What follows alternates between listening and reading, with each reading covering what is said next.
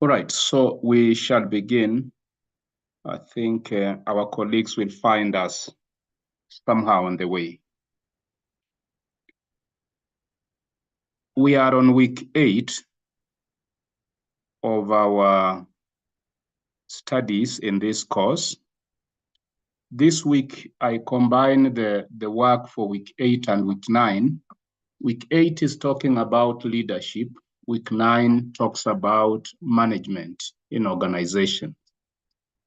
The content is closely related, so I have elected that we deal with this content together.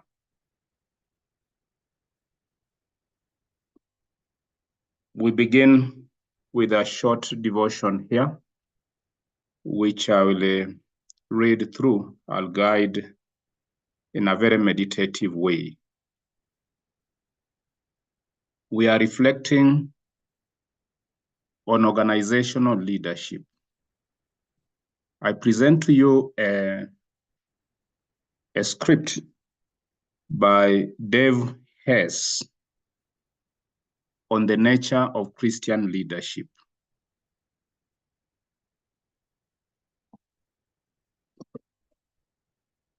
Jesus has called every Christian to be a leader in some sense. We are called to stand firm in the truth of God and to be a witness for God, even if no one else is. This takes a spirit-led resolve to step out from the do whatever everyone else is doing mentality of the crowd. It takes leaders to do this. Many Christians take on even more specific leadership roles within churches or ministry organizations to oversee and to lead others in accomplishing the mission of that organization. That is to say, leading an effort to feed the homeless, leading a group Bible study, leading a prayer meeting, leading a campus outreach, among others.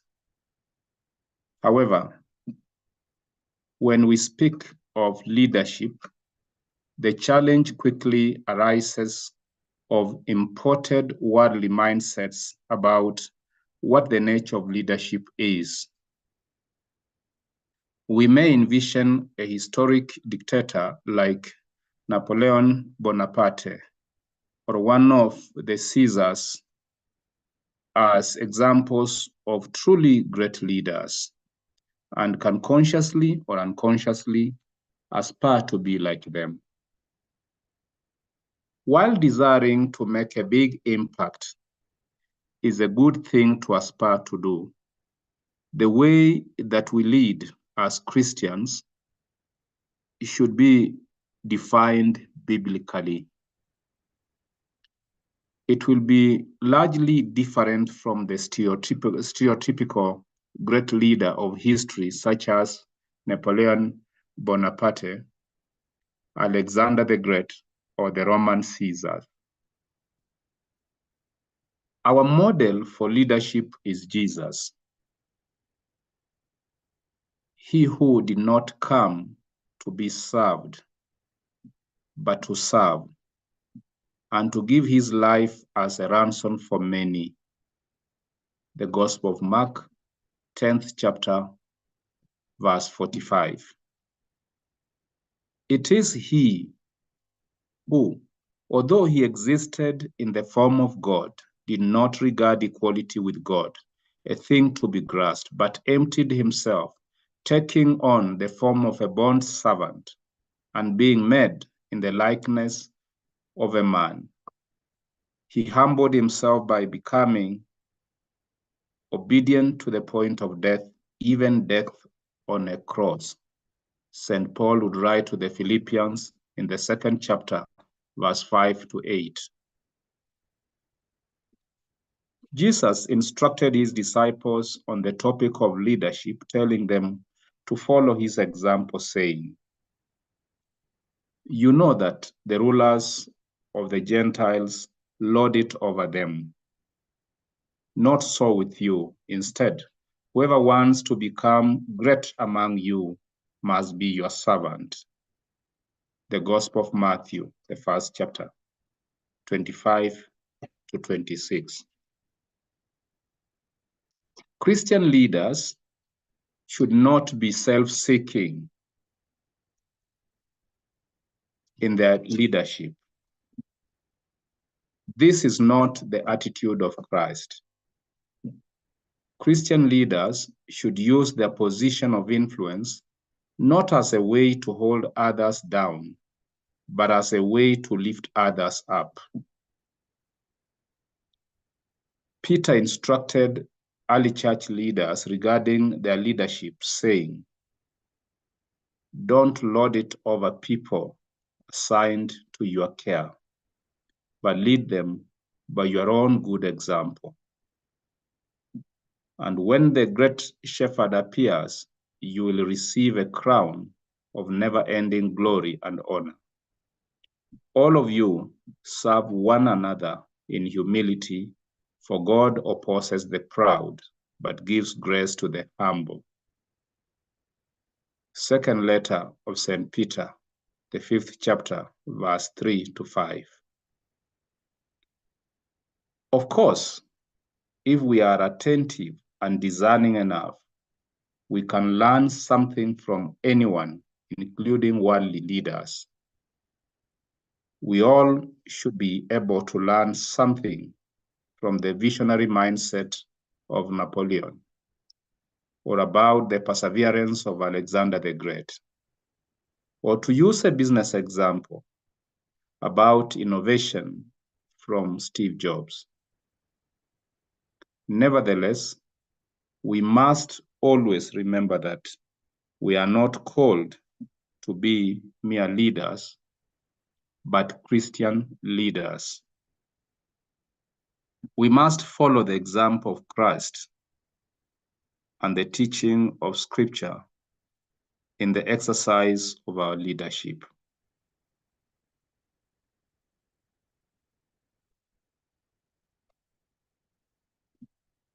If you consider yourself to be a Christian leader, make sure you are leading like Christ.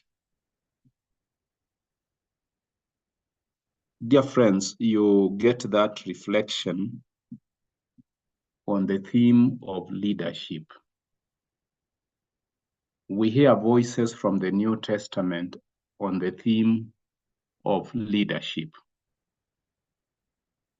Christ is set before us as an example of Christian leadership.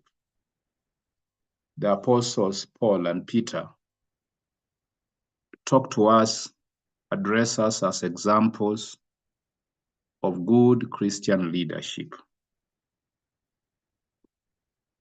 What strikes me sometimes is that leadership by itself carries a lot of challenges. And in a way, in whatever we do, we find ourselves experiencing a lot of difficulties, a lot of bottlenecks in trying to do what we are called to do. However, we discover that in the struggle of our Christian living, none of us is called to succeed because success belongs to the Lord. But each one of us is indeed summoned to be faithful. Our duty is to be faithful to the Lord.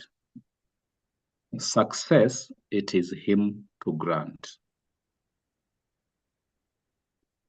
I invite 2 or 3 reflections on what we've gone through. Anybody?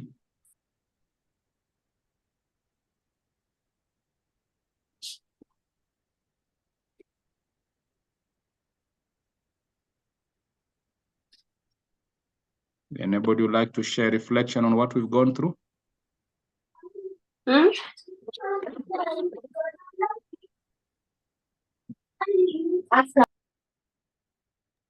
Good evening, Daktari.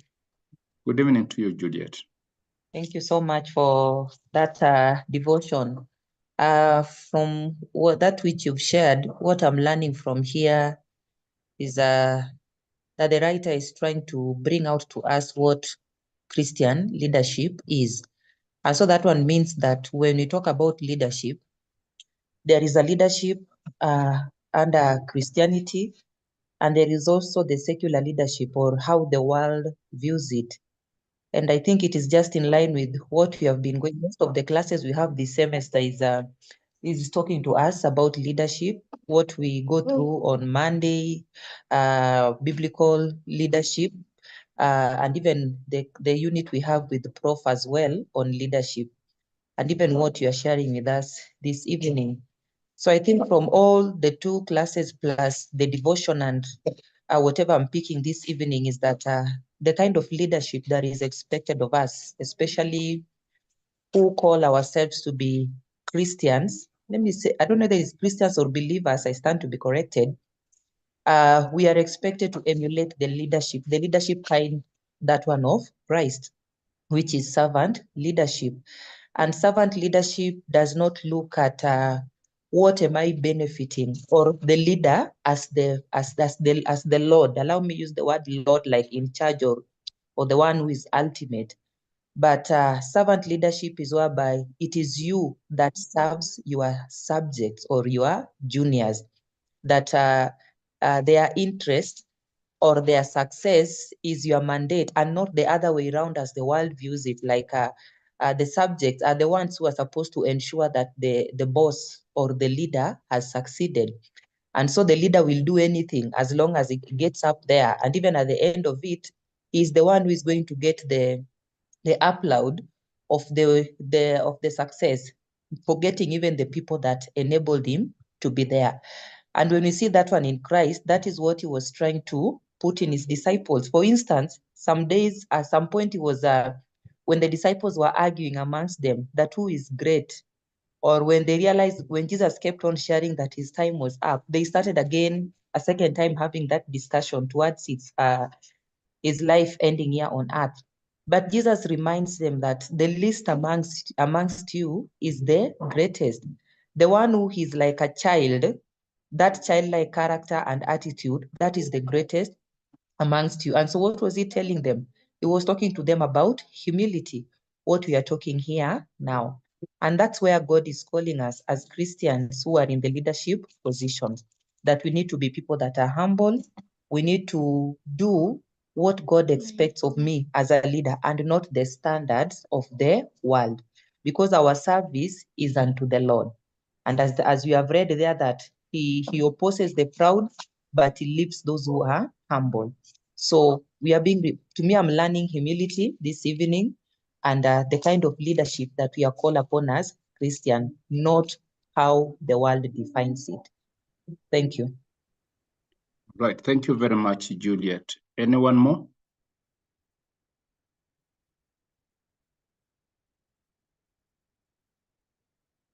Anyone more?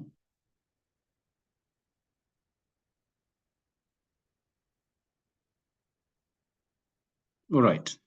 If that be the case, I would like to invite Madiang to pray for. Did I see? Okay, Wekesa, you have a sharing. And then after that, Madiang can pray for us. Wekesa?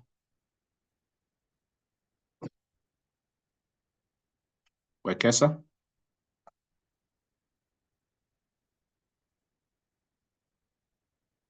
Did Wekesa raise up his hand? Right. Maybe. So, Madiang, you could proceed and pray for us, then we begin.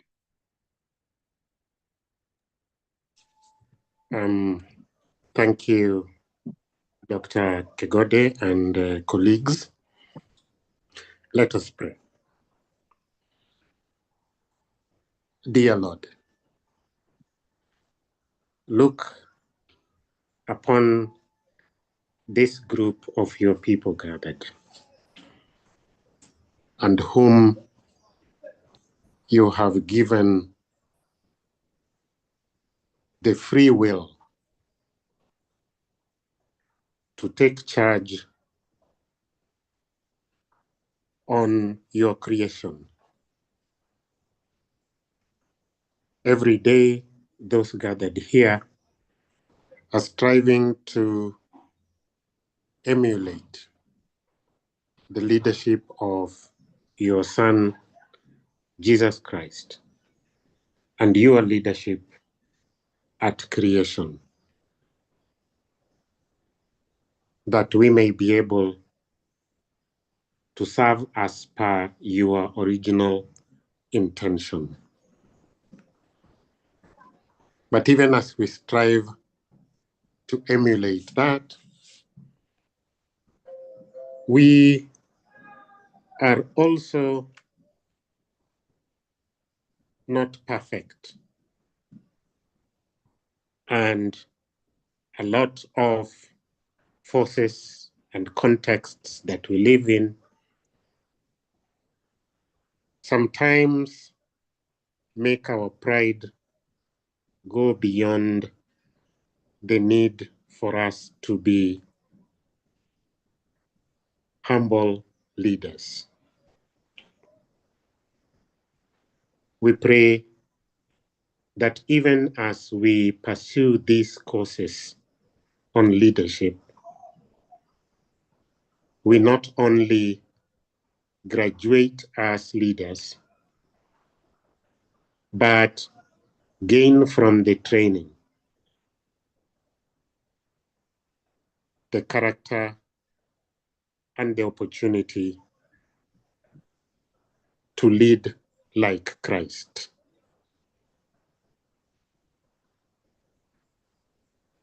We are vulnerable, we are weak, we are human, and we are proud. But we also note that we have a responsibility for your creation. Maybe the part of our responsibility for your creation guide us always so that we may be able to deal with our pride, our weakness, our humanity. I pray this through Christ our Lord. Amen. Amen. Amen. Thank Very you very much. much. And Thank back you. to you. Thank you, Madiang, for that. So, as I've indicated, friends, this week we intend to make some reflection on the concept of organizational leadership and its relation to management. Just a moment. Right. So this is, as I've indicated at the beginning, this evening learning combines the content of weeks 8 and 9, where it's combined to understand the nature of organizational leadership and its relation to management. In this learning, we intend to look at a few things that are indicated in our learning content. We intend to deepen, widen, and strengthen our in-depth learning about organizational leadership. And to be able to do this, we'll cover issues related to the following. One, we'll try to look at the relationship between leadership and the management, how they are related. In struggling to define what leadership is, we will analyze the central elements that must be looked at, must be considered in any attempt to define organizational leadership. Third, in a very abstract manner, we'll try to look at the conceptual approaches to understanding leadership. Once we look at these conceptual, abstract approaches to understanding leadership, We will also strengthen our understanding of the imperative of performance as key factors, key concepts in explaining organizational leadership. So we look at what we call performance imperatives, that if one wants to be a leader, what are these imperatives that one must consider? When you go outside there, you belong to a board of some organization and you are looking for a leader for that organization. What are the performance imperatives that we must consider in order to have what would define as effective leadership? After having looked at those imperatives and the attending concept of effective leadership, we look at various theories of leadership. These theories of leadership will give rise to leadership styles. I'm aware, I've seen right from the course we did with you last semester, 610, we looked at some leadership theories, leadership styles, and so forth. I'll be struggling not to be seen to be repeating that content we covered last semester, yet mentioning it. I'm also aware that there are quite a number of courses we are doing this semester that address themselves to the concept of leadership. Perhaps this merging is a merging of coincidence in such a manner that our program is about leadership. Our degree, our master's degree is about leadership. And so we find these elements of leadership coalescing from various courses, just as I've said, in order to deepen, widen, and strengthen our understanding of organizational leadership. We will now proceed to look at what we refer to as a continuum of leadership behavior. This is a kind of a flow, a wave of how leadership styles, come together, interlock with one another, how leadership styles relate to the people that are being led. We will look at elements that we need to consider in choosing a personalized leadership style. What are the issues to consider? We'll more or less move towards the end of our discussion by looking at what we call a managerial grid model of leadership. Finally, we will close our discussion by considering what we call leadership neutralizers and leadership substitutes. Things that impede effective leadership and the things that enable leadership, effective leadership. So we'll talk about leadership neutralizers as those elements, those factors that impede our struggle to have effective leadership, and also consider leadership substitutes as those things that enable, add strength to effective leadership.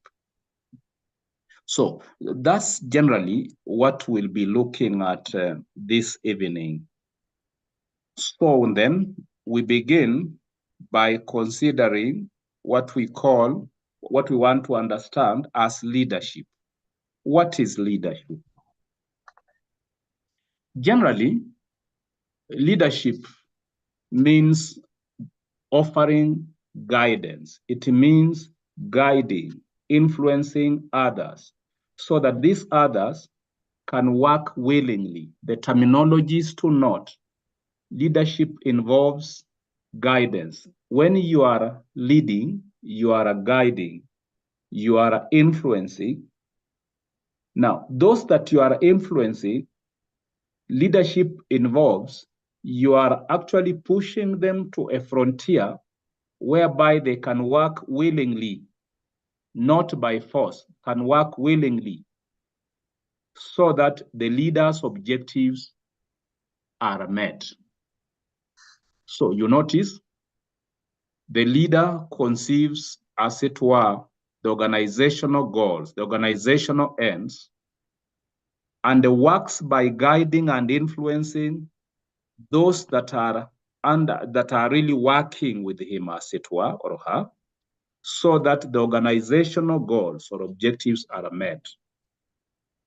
Leaders set teams, set groups. You remember we discussed the concept of teams and groups last week. So leaders set teams, they set groups, group goals.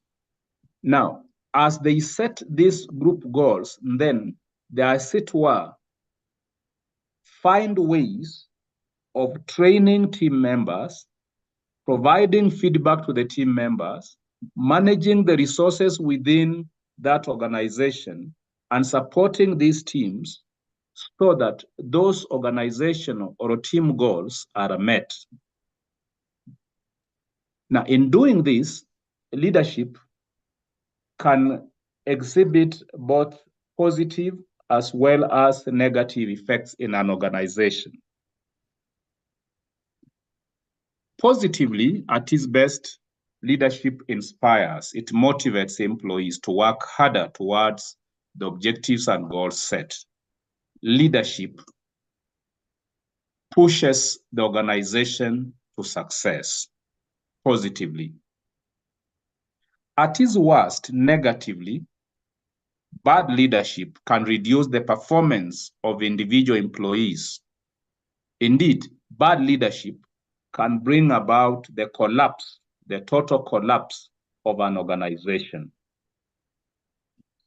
Indeed, most people often relate leadership with one's position. For example, you may want to think of, when you think about leadership, you want to think about, the county director of education leadership. You want to think about the head teacher in the school leadership.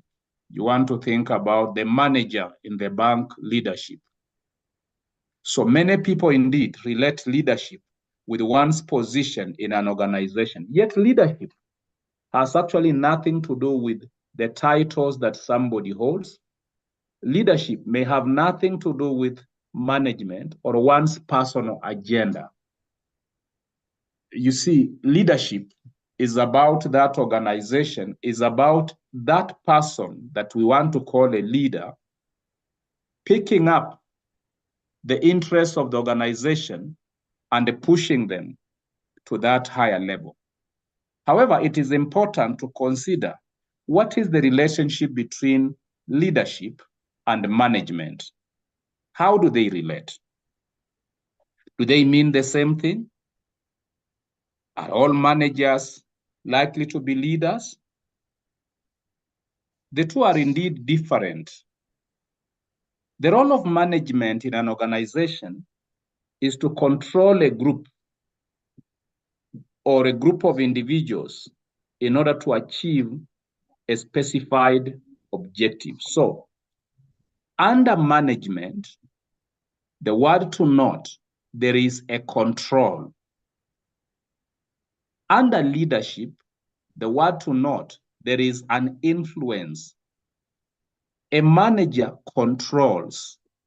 A leader influences and motivates and enables others to contribute to the organization's success. I think you get that distinction. A manager controls a group, controls resources.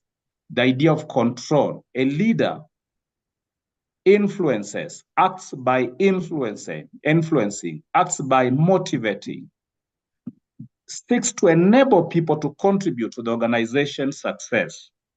So you notice there is a fundamental distinction between leadership and management, though they are related. In the next slide, which I don't wish us to read but to note so that when the slides come to you, you may pay attention to look at them. I'm not going to go through the details of this slide as you can see it before you.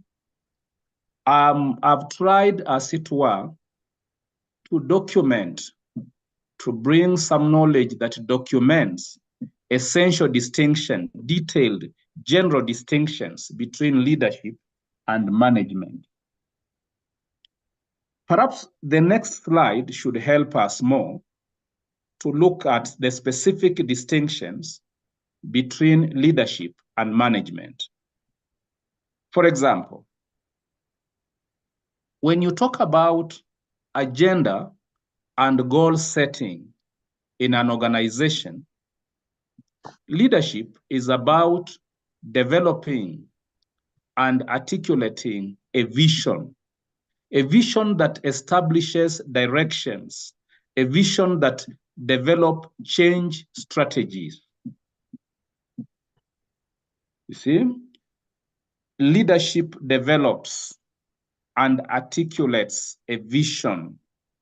Leadership establishes directions. Leadership develops change strategies. Remember, we'll be talking about, after it does this, it influences the employees towards that direction. Management, on the other hand, executes plans. Management improves the present. Management creates detailed steps, timetables. So you see, leadership is on a journey towards an end that it has created, that is inbuilt in the mind of the leadership. That end that is inbuilt in the mind of the leadership represents the organizational goals. So leadership pushes people, as it were. Sorry, the word pushes doesn't bring it well. No, if you like, leadership convinces people, persuades people. Management controls, executes plans. What about the way of thinking? Leadership focuses on people. Leadership looks outward there. To use a figurative language, leadership sees the forest.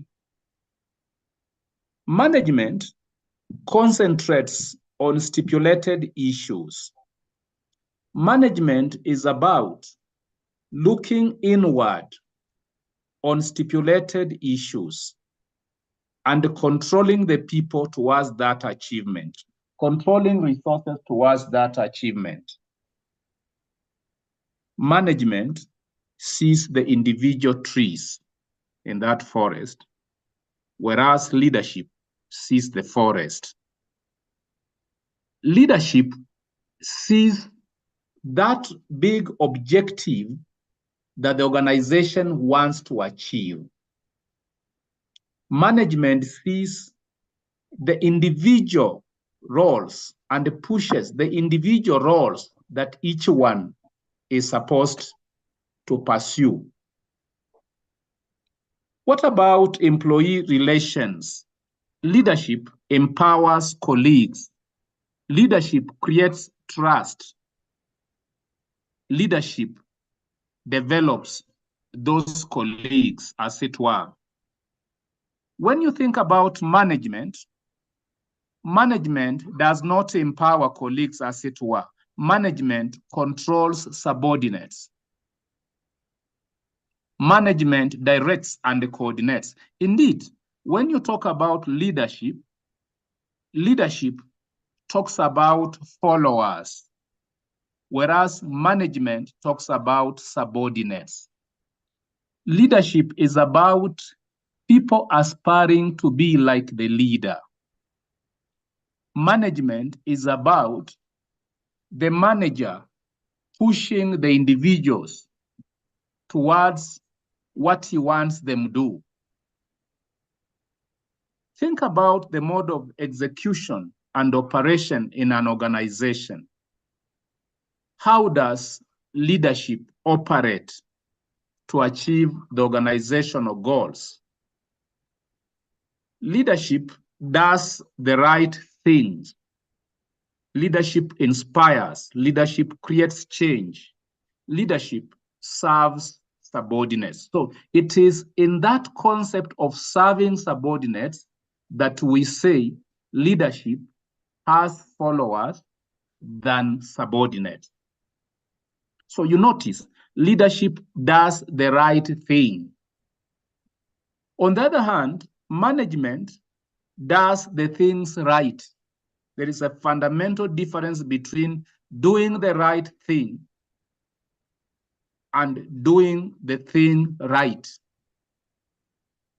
So just up to there, management is about what is written on paper that people should do.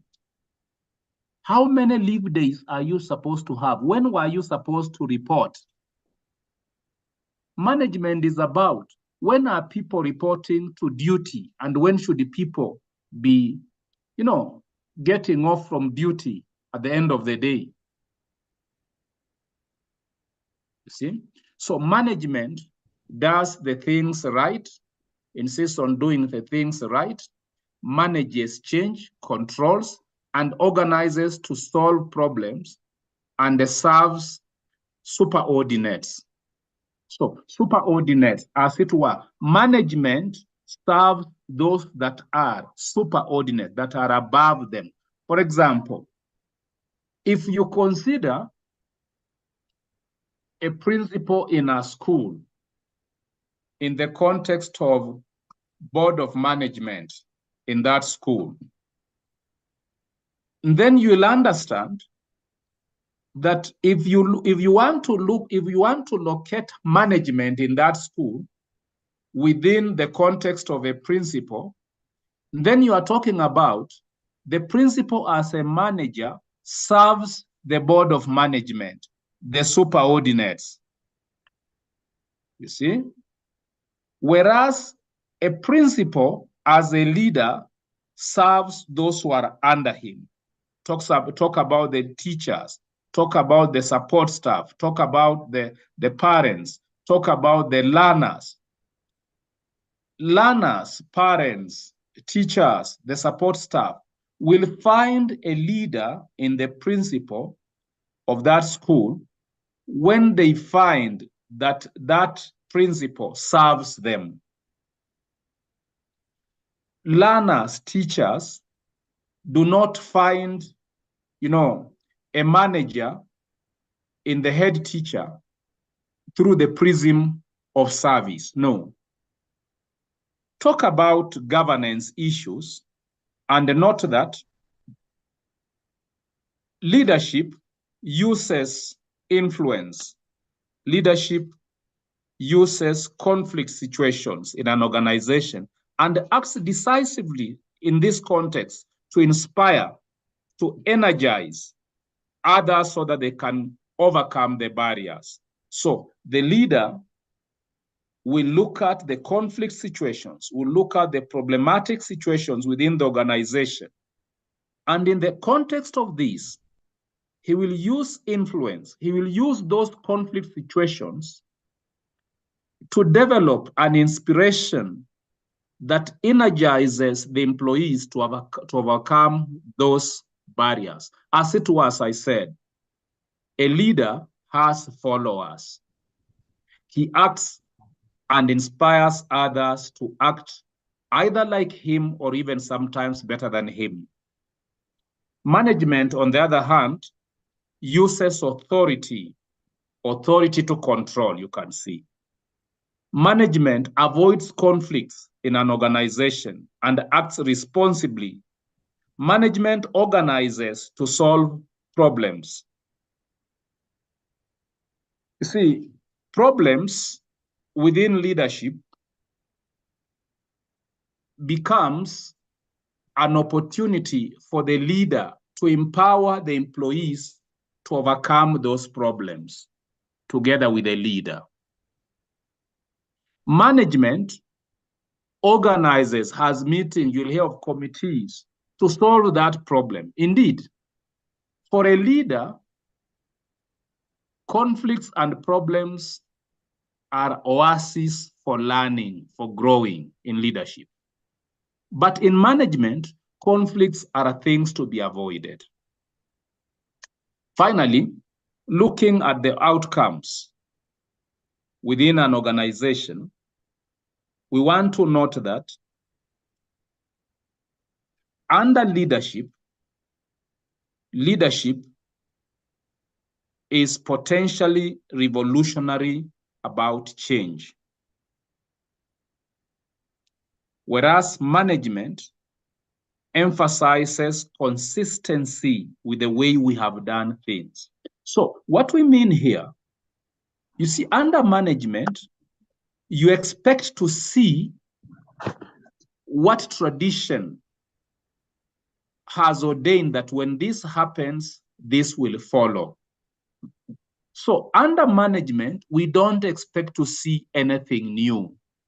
We only expect to see things to happen the way they have consistently happened. That's why we want to avoid conflicts. Under leadership, leadership is potentially revolutionary. Leadership is about stepping in those waters that nobody has stepped in before. So leadership is a forward-looking agenda. Leadership is about really improvement. Management is about, sorry to use the same word, management is about managing the situation, managing the organization, as it were. Leadership is about, transforming the organization, going further than that. Now, having considered these kind of elements that help us to map the specific distinctions between leadership and management, we then consider to look at the central defining elements of what leadership is. Now, when considering what leadership is, there are 4 important elements. But before we look at these elements, I've heard a voice. I didn't see a hand, but I heard the voice. Did somebody want to add something?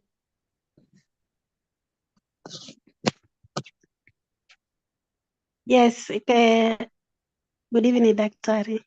Good evening to you. Is it possible to be a leader and a manager at the same time? Yeah, we'll look at that. We are going to look at that. Let me not anticipate an answer to that. It's going to come somewhere. Perhaps maybe as you think about that, and as we journey in that direction, you've said, is it possible to be a leader and be a manager? Let's multiply those questions and add there.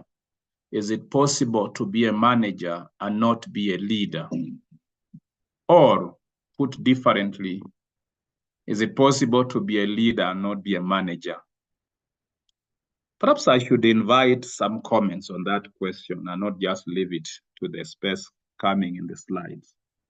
Any comment on that? I've simply multiplied those questions that I think it was Waita who brought them up. I'm repeating the questions again. Is it possible to be a leader and be a manager? 1, is it possible to be a leader and not be a manager? Is it possible to be a manager and not be a leader? Nyabere. Good evening, sir, and colleagues. I will answer yes to the 3 questions and say this, that at the end of the day, we want to evaluate the effectiveness and the success of the organization.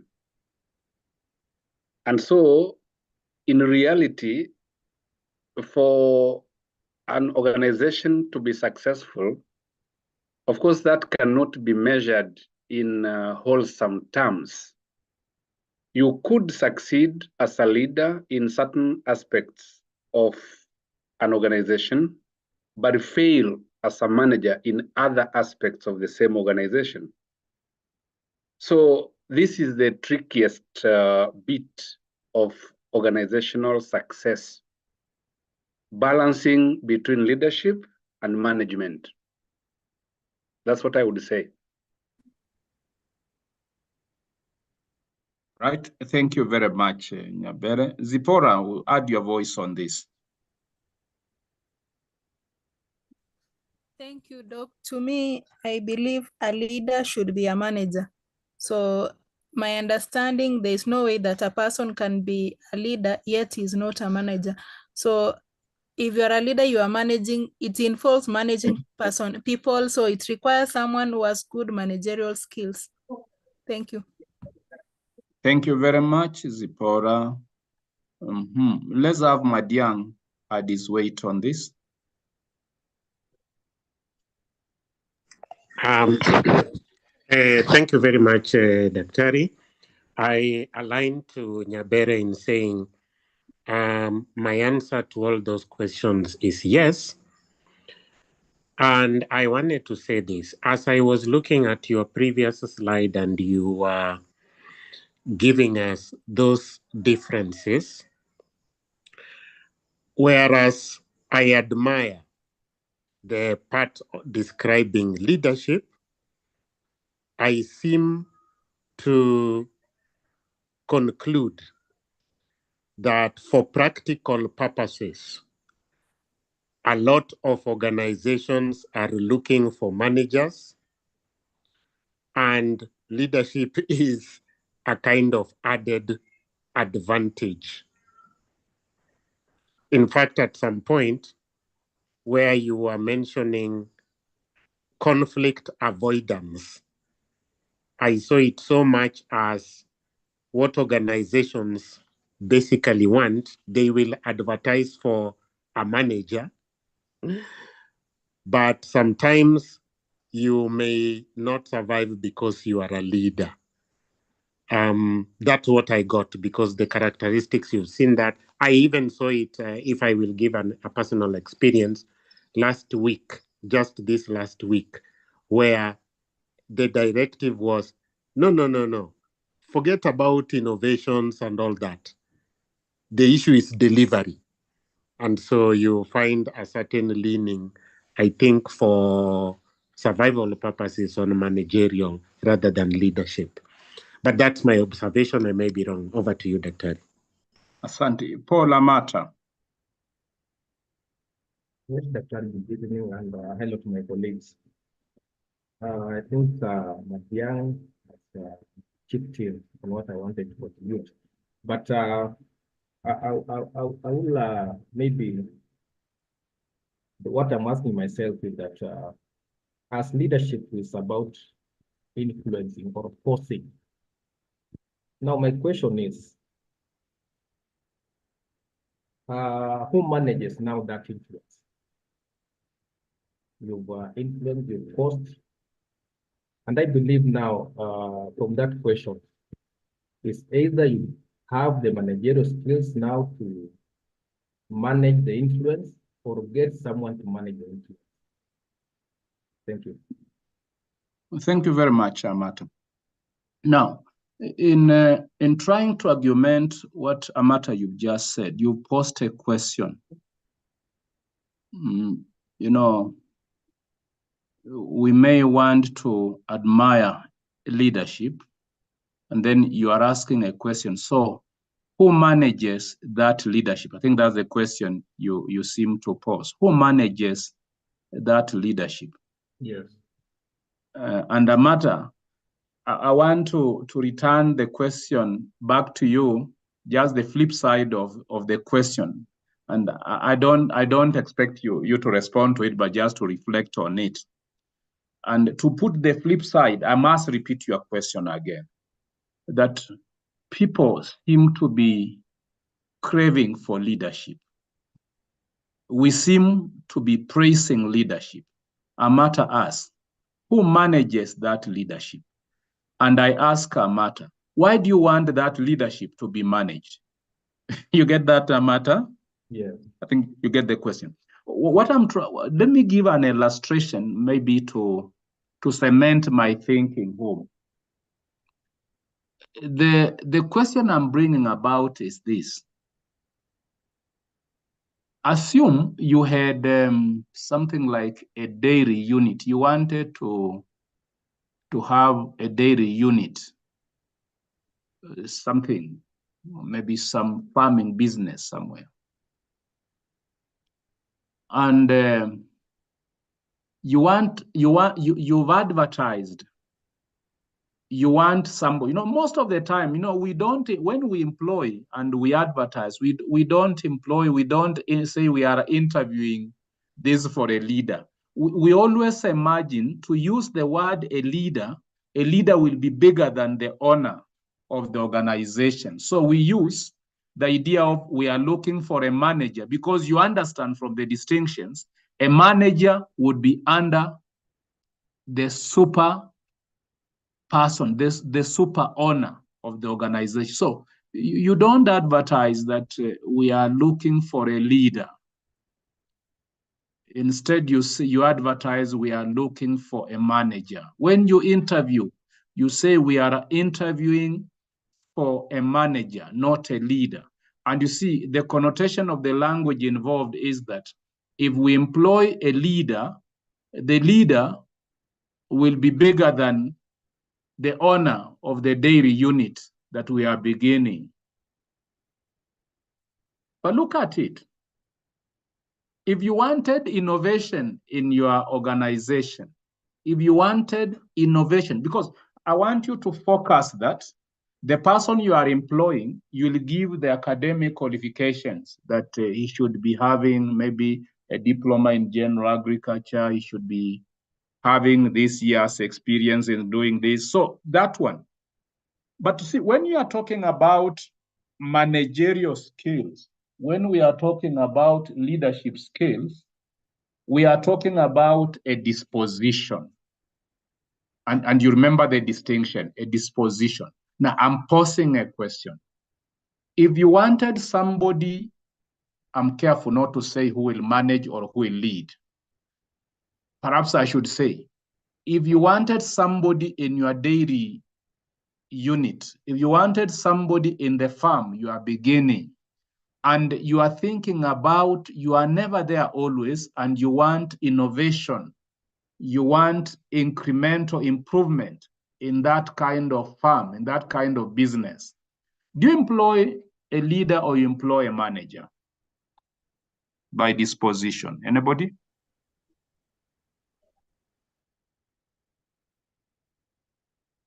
Anybody would like to respond to that? You think you employ the manager? A leader. You employ a leader. So somebody fails, you employ a leader. The other one fails, you employ a manager. Now, think about that. I think I want to leave it at that and they say, think about that. So remember, the leader is thinking more about the followers and how this should carry the organization forward. A manager is thinking about how to manage the situation, how to avoid conflicts, how to avoid problems. I'm careful not to bring to the fore that, but it is these conflicts that become the building blocks for incremental improvement. Whatever the case, if we want to define organizational leadership, there are 4 central elements that we need to consider in defining organizational leadership. The first element is the organizational purpose, direction. That is, leadership is about recognizing the purpose of the organization, the purpose for which the organization exists, and how we will move in that direction. So leadership, when we want to define it, we must pay attention to what we call organizational purposeful direction. Leadership involves identifying the purpose for which the organization exists and working towards that direction. Second, leadership is about giving a non-routine influence.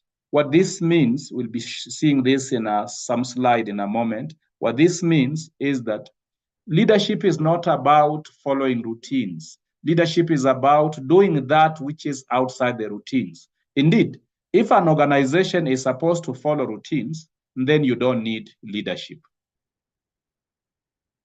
Thirdly, leadership is a management of the social and the cognitive phenomenon. So leadership is aware that you are attending, it is attending to the social and the cognitive.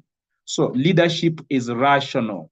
Leadership considers those that it is leading. Leadership is aware that it's operating through and within a social prism. Finally, leadership is contextual. Leadership styles in that situation, leadership approaches in that context may not necessarily be the same in any other context. Let's now look at the first one of these. Leadership is about recognizing the purpose and the direction for which the organization exists. Generally, organization leadership is about processes and the proximal outcomes. Think about things like worker commitment.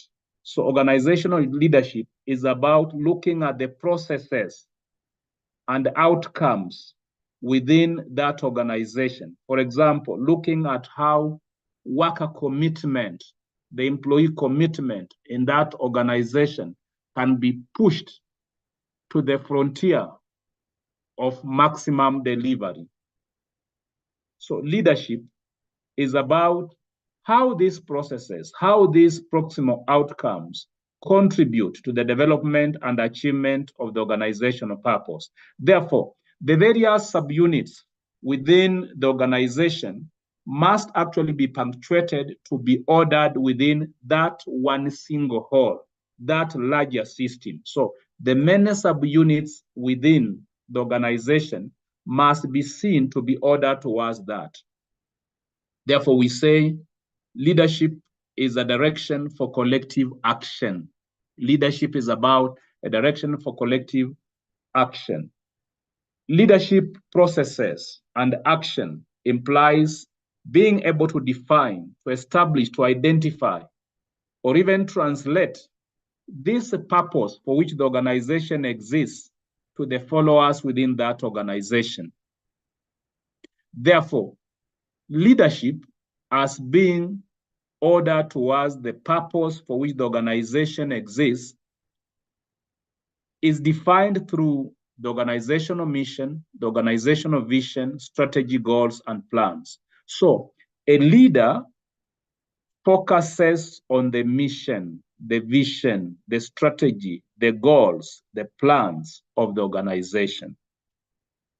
I don't wish to appear in this sense to be trying to distinguish leadership from management at this point, because we already done so. But you realize management will be about the doables, the laid down doables, not so much about the abstract mission and the vision. So this perspective that looks at leadership in the context of the direction of the purpose for which the organization exists can be defined as a functional purpose, can be defined as a functional perspective.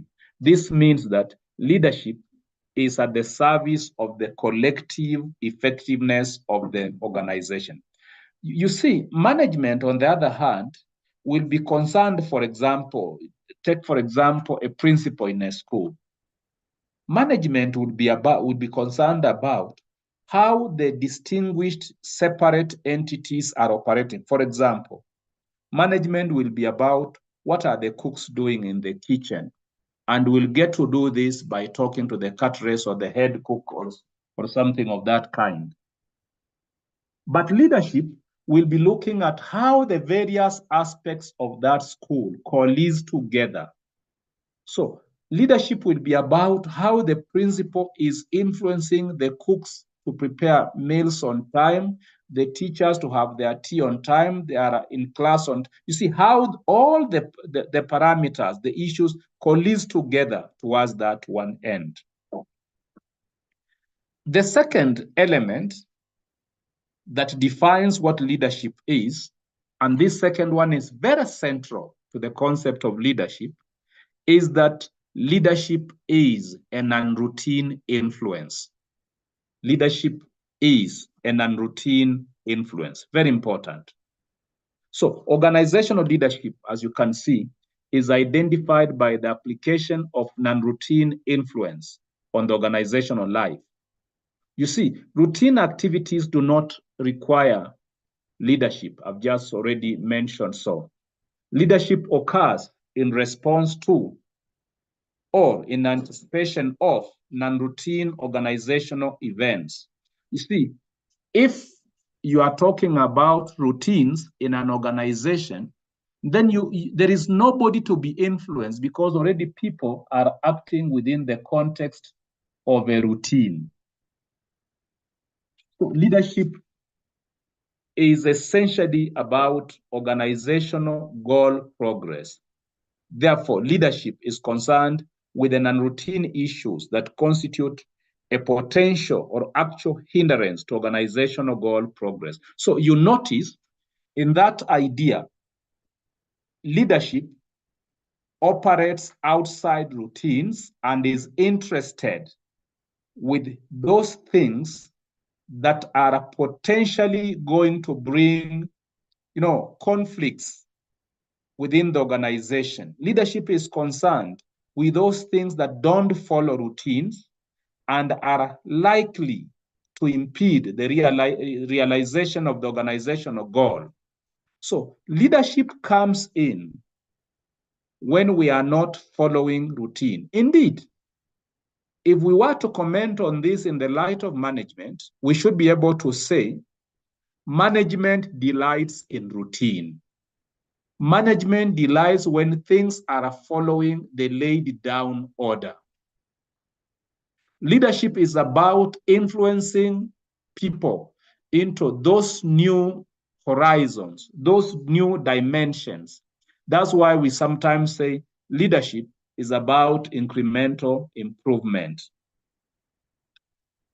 Something to note is that, successful organizations involve discretion and the choice in what solutions are appropriate in particular problem domains. But you now notice that management is not about discretion.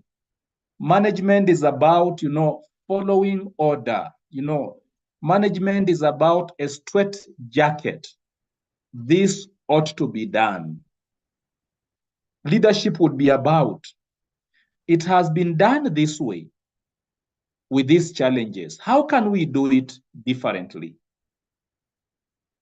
So leadership is normally necessitated by organizationally relevant events that present alternative interpretations and by problems in which multiple solution paths are viable. So you see, leadership is about doing things. Leadership is called for in an organization when we perceive that things have to be done differently. Perhaps in this case, dear students, to quote Albert Einstein, who says, problems cannot be solved by the same minds that created them. Leadership calls for new minds. Leadership calls for new ways of doing things, as it were. So leadership is about getting into those waters of conflicts. Leadership is about doing things differently.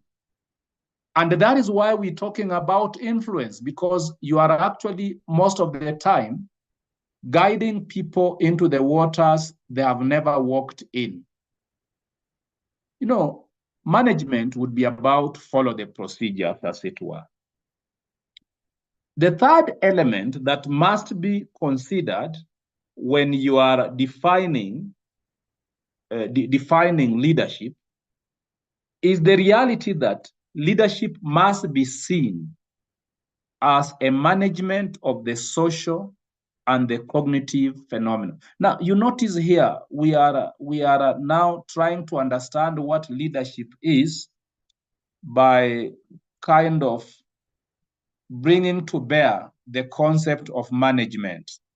So leadership is about being awake to the fact that we are, as it were, quote unquote now, controlling the social, controlling the cognitive phenomenon.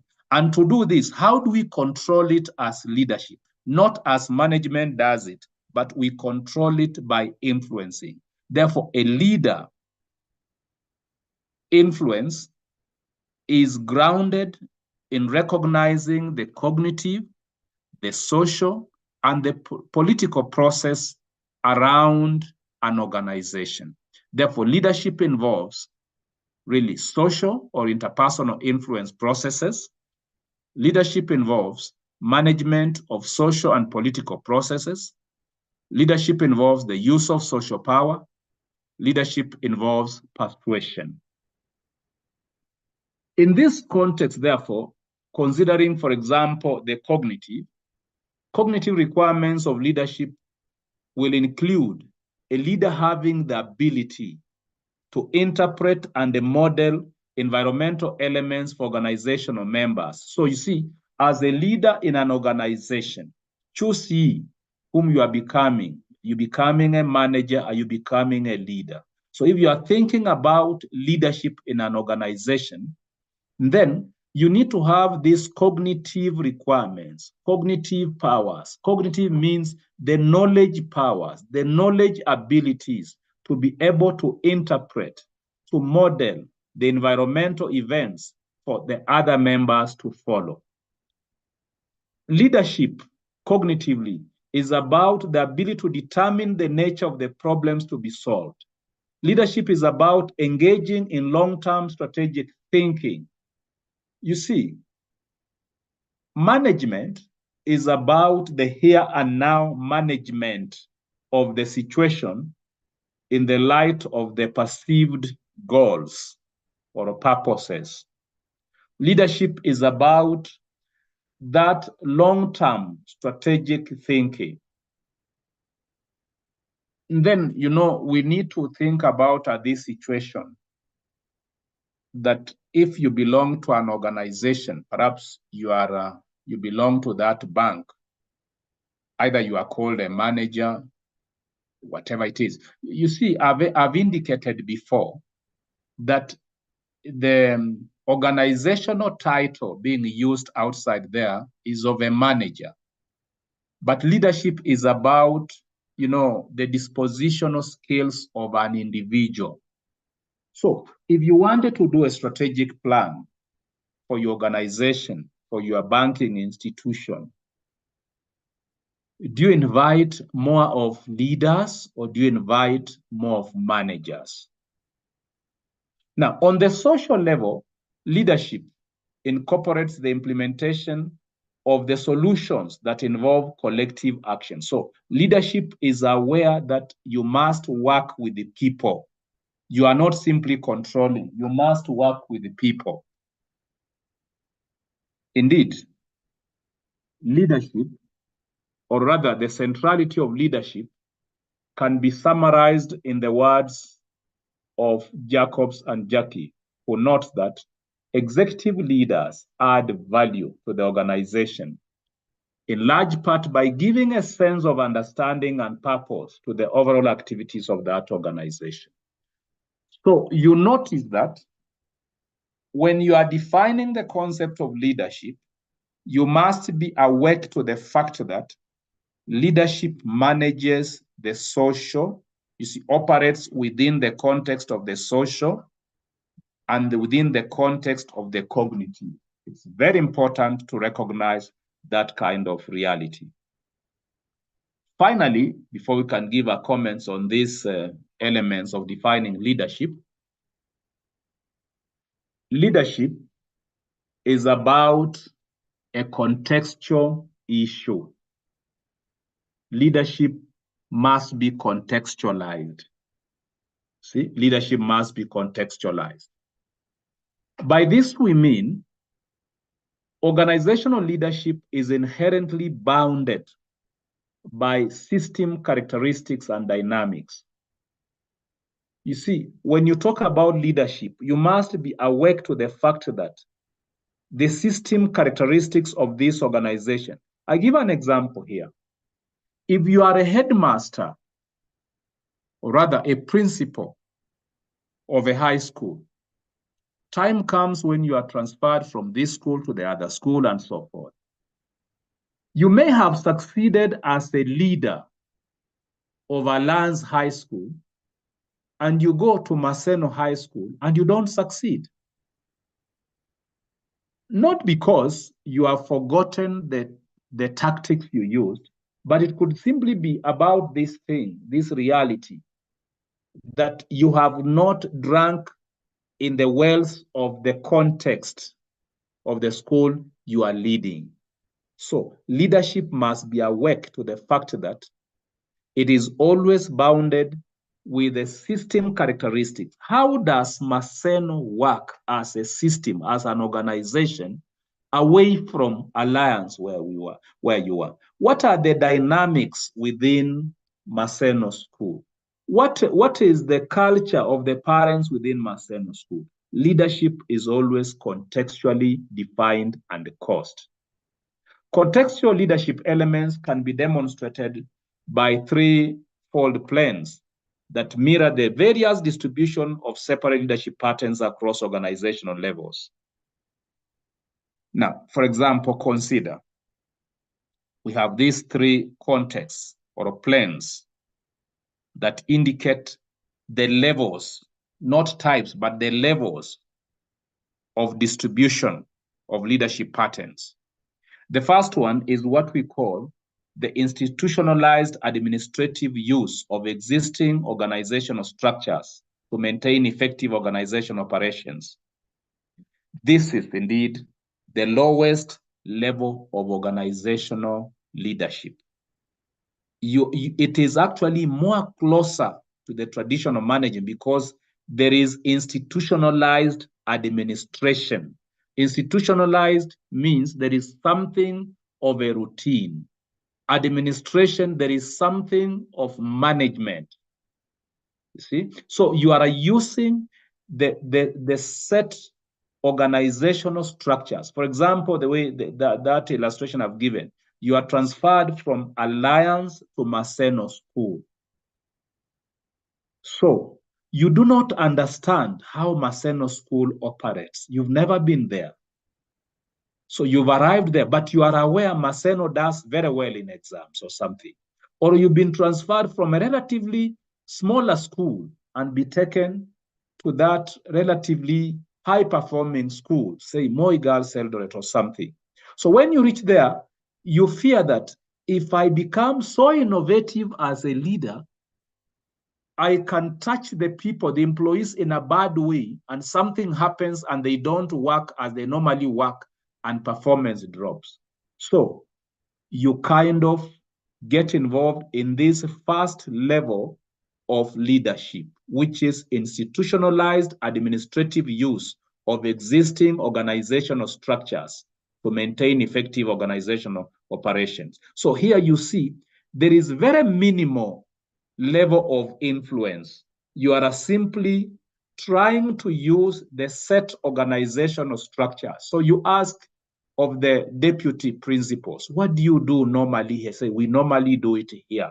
These are our rules of doing this, and you follow that as a leader.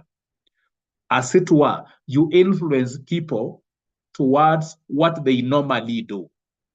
That's why we describe this as the lowest organizational leadership level.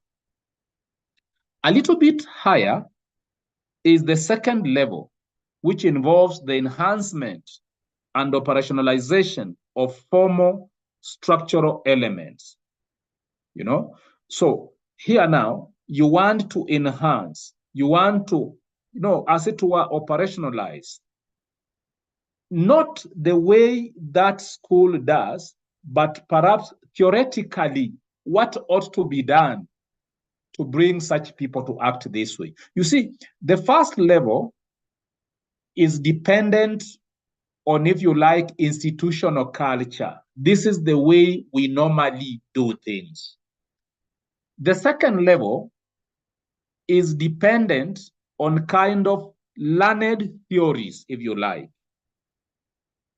So this may occur at middle organizational levels and may require perhaps two-way orientation by the leader, that is towards both the superior and the subordinate. So if you are a principal coming to that school, Maseno School, this second level will require that you are talking to the board of management, the superiors, and you are talking to the subordinate, the staff, the teachers, the support staff, and so forth, and you are trying to strike the middle ground. Now, the high ground of contextually defined organizational leadership happens when we talk about the structural origination or a change in the organization as a reflection of a new policy formulation. So you see now here, you've been in that Maseno school, say, for 2 years. You've now understood that this is the institutional culture. You've discovered this is the element that brings us down. Now you are moving a little bit higher and you've tried certain theories. Now, at the third level type of organizational leadership, you are bringing to bear, underline the word, structural origination. You are now kind of bringing new ways, modeling new ways around the structure that governs Maseno. You are now saying that this idea that learners will wake up at 3 a.m. to go and study is the one that bringing us problems in the school. So structural origination, if you like, you are now bringing change in the organization. You are actually, as it were, reflecting new policy formulation. Now, this is the kind of leadership pattern that occurs at the top of the organization. So here now, you'll think about leadership within the board of management. When you talk, for example, about universities, I give that example, you are now talking about leadership within the university council, the top management. They can now originate new structures. So organizational context, as it were, determines the boundary conditions for leadership theory. They determine how we come up to model new situations, new specifications in leadership issues. So you see now those are the 4 main elements to consider when struggling to understand what leadership is. Can I invite some comments on this, please? Anybody?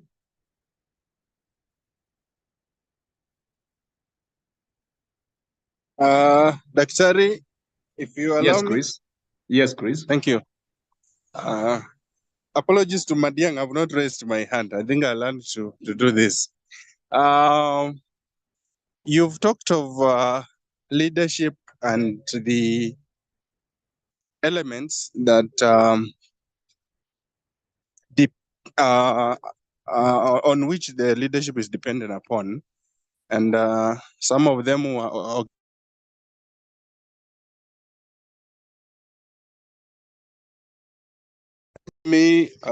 help me understand. A leader who gets into an organization and the culture, especially with the middle level colleagues, have this behavior that they don't want change. And as a leader, you are coming in and you want change, so that then you are able to push the goals and objectives of the organization. That's point number one. Number two, you get into an organization where people tells you we've been doing this way. And therefore, they are very comfortable in their dogmatic slumber to the extent that any type of change brought feels like you're threatening them. How do you address it as a leader? Thank you. Very well, Chris. So, two elements there. One, people post change. Maybe the last one, even as you answer that one, so that you're able to tie it. Yes. As a leader, you get into an organization and people seem to know very much, but in essence, they don't know. How do you handle them? Thank you, Dr. Yeah. So what the first two elements you had raised, they border on one, people post change. The second one, people fear change. The third one you've added, people, actually you are repeating the first one by saying simply, people appear to be too knowledgeable that they kind of pose a situation whereby they wouldn't want anything new. We already know, or we've tried what you are suggesting and it has not worked. I think, Chris, I would say your question cuts at the heart of what leadership is. Leadership is not about telling them. Leadership is not about, demanding that they do. Leadership is about influence. So, you see, Chris, the question you are fundamentally asking is, how do we influence? You see, the fact that you join an organization, you join that school from that other school, you join that farm from that other farm, the fact that you join this bank from the other branch, you are coming to this, you are being posted to this branch as a manager. You've been in the other one that has been creating really lots of profits, but you come here, you want to introduce those things, and the people say they are opposed to those things. People say, they fear what you are suggesting. You are asking them to sit down a little bit more hours than they have been doing. People say, what you are telling us, we know it. We even did it last year and it did not bear fruits. In all of these things, leadership is not about how to make those people abandon their ways by compulsion and do your bidding. Leadership is about how you influence. Leadership is about a soft power. Leadership is about how you operate softly. We'll be seeing in some of these slides how that influence can be caused. Leadership is not about dictating to them, as it were. I think you get me, Chris. Anybody else?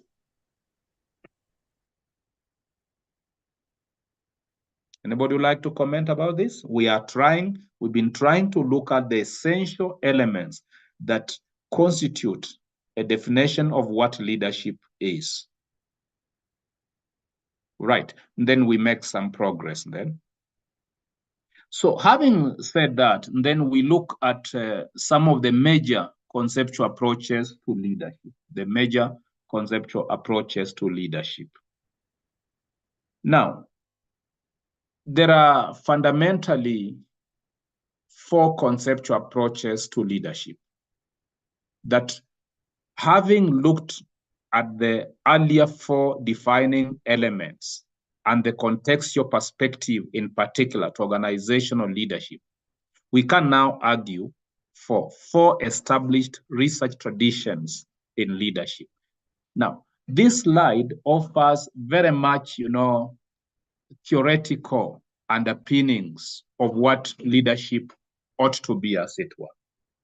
So we talk about the social and interpersonal exchange. Leadership involves the social and interpersonal exchange. Leadership involves strategic management. Leadership involves, a recognition of organizational systems theory, and leadership touches on performance effectiveness. Leadership is about performance effectiveness. If you like, these 4 elements must coalesce together. If you are an effective leadership, you cannot simply say you are going to that new institution to influence them to change the way they have been doing things. That influence that you are exerting there to make them change the way they have done things must bear fruit, must bring about performance effectiveness. That kind of influence must be rooted within the systems theory of the organization, must be about strategic management. So leadership is strategic in nature, must be about recognizing that you are dealing with human beings. You are not dealing with machines. Leadership really is about that. Now, we now look at each of these functions and see what leadership is all about. The first one is about leadership as a social and interpersonal exchange. Now, the basic unit under this analysis is the relationship between the leader and the followers. Remember, leadership is seen as a social and interpersonal exchange. So the basic unit of analysis here is the relationship between the leader and the followers. So when you are considering leadership, you see, like Chris, what you've been bringing up, that you've gone to this new organization, you've been posted to this new institution, and the people in that new institution oppose change. They fear change, and they appear to know, as you put it. Perhaps the basic point to begin is to recognize that leadership in this prism involves looking at your relationship as a leader with your followers. So the main tenets, the main assumptions here are that leaders must provide direction, leaders must provide guidance and activity structuring to a collective. A collective means the employees. So it's upon you, the leader, to provide the direction. You see, this is not so for management. Management is the structures put down, offers the direction. Yours is to watch over those structures. Leadership is about you. You must provide the direction. You must provide the guidance. You must structure the direction that the activities within that organization are going to take, as it were. The second assumption here is that members of the collective, that's the employees, will in turn grant the leader permission to influence them. So you see, as it were, this is very much, kind of a democratic interpretation, as it were, of leadership. So, you must be aware as a leader, you are the one giving direction and guidance. But the flip side of it, what if members don't recognize you? So members must willingly grant you the permission to influence them. So I think, as Chris put it, just to use the example of Chris, that is where the rubber touches the ground. How to present yourself to the collective I think now you understand what we are calling the collective. How to present yourself to the members of the collective, and first of all, influence them to grant you the permission to influence them. I'm putting it that way. So leader effectiveness here is defined as a function of the dynamic that occurs between the leader and the followers. The focus here is on one or more of the following elements. One, the characteristics of the leader. How is his leadership styles?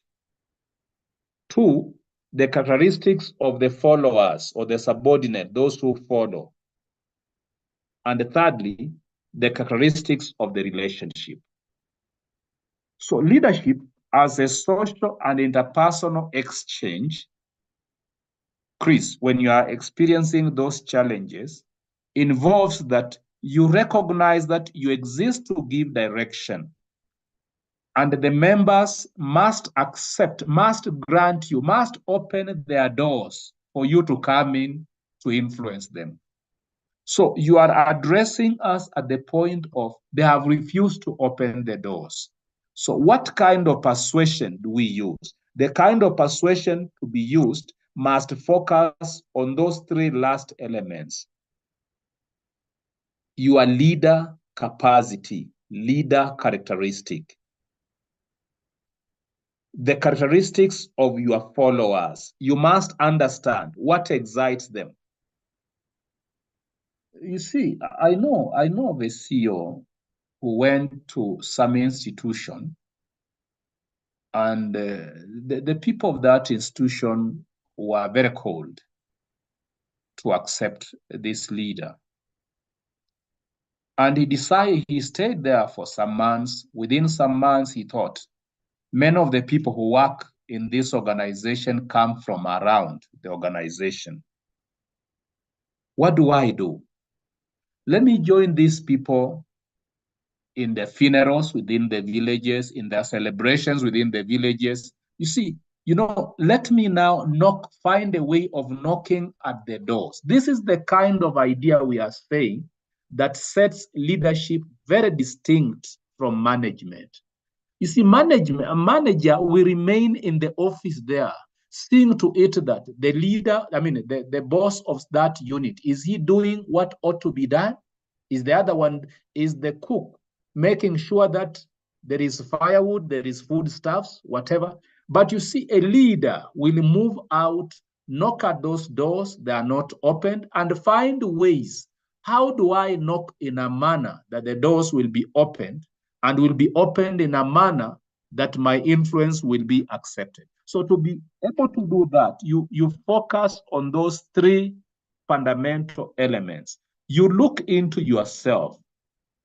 What characteristics do I possess as a leader, and how do I use them to influence or to knock at the doors? My followers, what characteristics define them? Let me use an awkward illustration here. That do I go and sit with them when they are baptizing their children? They see me as a visitor, so that when one sees me in that baptismal celebration or initiation celebration, the other one will find a reason of inviting me when he or she has the same celebration, and they will start feeling at home with me.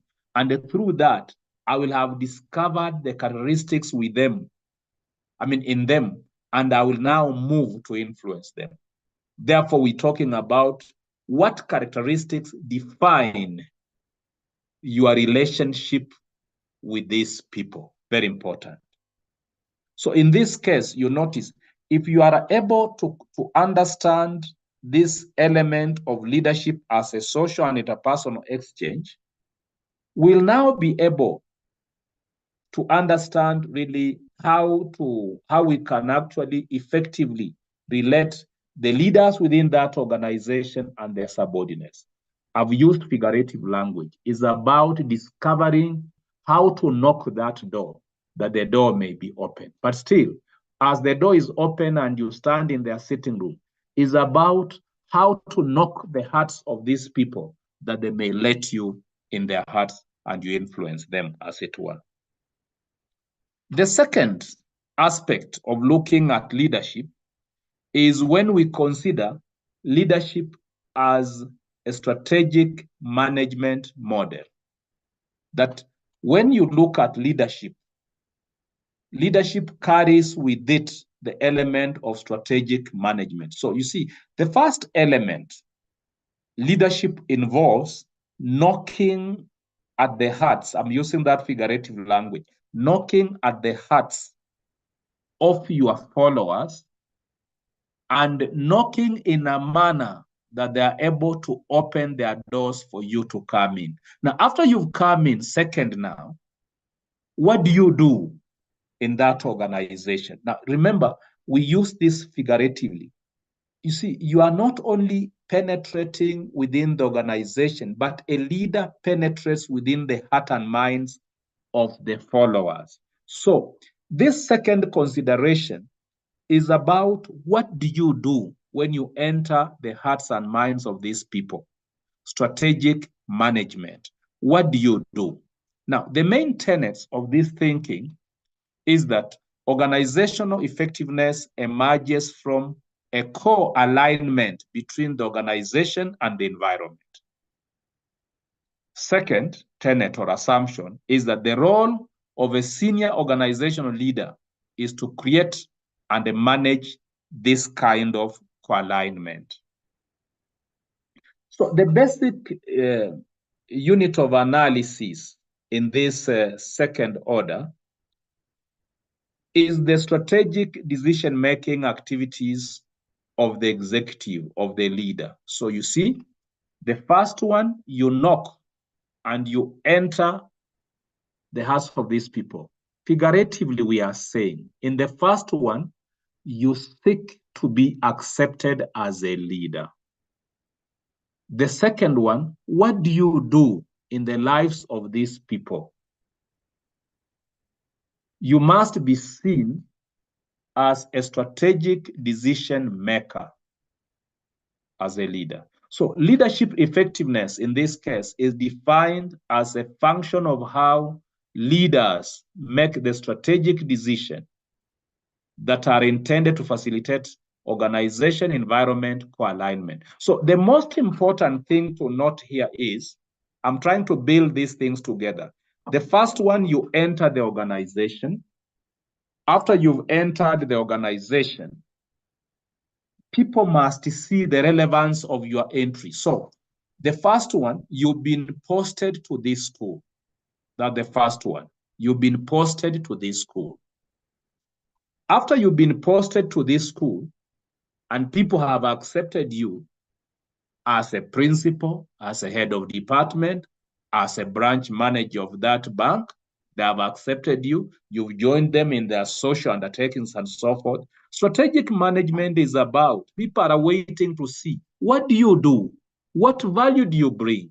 That's why we say, they're waiting to see the effective leadership qualities in you, which are defined as a function of how you as a leader make the strategic decision. So it is, you see, in leadership, you make the strategic decisions. You see, they have already accepted you. So make the strategic decisions that will align the organization and the environment it finds itself in. So that if this school is struggling for performance, if this organization is struggling for profits, you are now looking at the environment the organization finds itself in, and you are asking yourself, how do you help the organization to align itself within the challenges of the environment it finds itself in? So the focus within this consideration is you focus on the environmental scanning. We talked about environmental scanning last semester. You look at the environment, you scan the environment. What is it made up of? You focus yourself in the context of sense making and sense giving. You as a leader, now you are beginning to influence. You focus on the specification of strategic choices and the selection and implementation of appropriate strategy. That is now how you move in. We are trying to answer, to respond to that question that Chris presented before us. People are opposed to you. People fear what you are proposing to them. People appear to be knowledgeable, yet you know that. So how do you move? You knock their hearts, they welcome you. But if you are not careful, they are going to expel you within no time. They're going to expel you within no time. So how do you keep yourself relevant? By focusing on some of those things that we are actually putting across. Now, once you do that, we now move to the third consideration of understanding leadership as being based on the organizational systems theory. Now, to this extent, the main assumptions here of the organizational systems theory is that organizations are open systems and are in close transactional relationship with their resource providing environments. So open systems. For example, you consider if you are now coming in as a group leader of Safaricom, then you have to understand that organization called Safaricom is an open system in close transactional relationship with the resource providing environments. For example, you see, look at, you are concerned about the graduates who get out of the universities in this country. You are concerned about why they learn. That's why they talk about market forces. You are concerned about your clients. What are your clients complaining about when it comes to M-Pesa platform? What are they complaining about when they talk about data bundles? So you are actually recognizing that an organization is always an open system in close transaction relationship with the resource providing environments. If it is a school that you've come in as a head teacher, you cannot manage without, relating to the area chief. That's why you notice an area chief, for example, will be a member of the board of management. Look at the way boards of management are constituted. Local interests, community interests, representing representing this group and so forth. That school as an organization must be responsive to the issues that happen within the environment where the resources that run that organization are sought from. When it wants to employ, it will employ most probably from that surrounding also. So you notice the first and the fundamental tenet or assumption that explains how leadership is rooted in organizational systems theory is that organizations cannot exist as closed systems. Instead, they must exist as being in transactional relationship with their environments, if you like. Second, we say that organizations convert environmental inputs into usable outcomes through a set of interlocking output process. Now, these interlocking output processes within the organization is now what we'll later describe as the subsystems within the organization. Indeed, these processes become the basis of those subsystems, which are always found to be interconnected within and across organizational levels. So think about the various subsystems within the organization, for example. Think about what you would call the production subsystem. That is the resource conversion.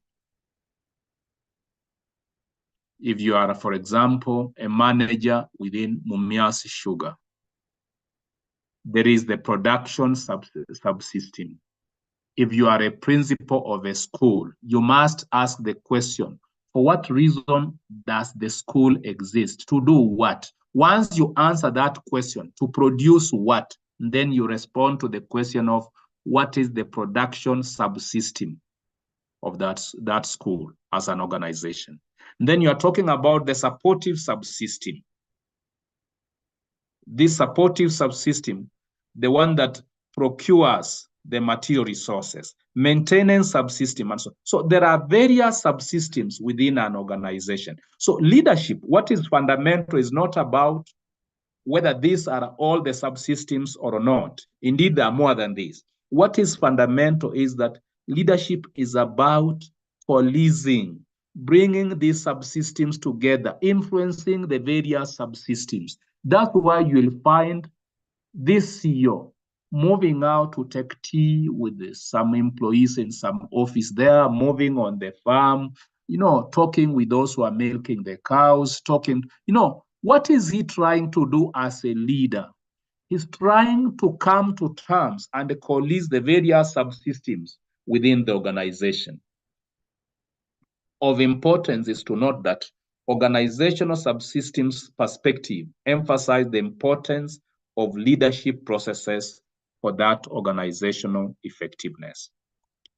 Finally, you talk about leadership as being focused on effectiveness in performance effectiveness model.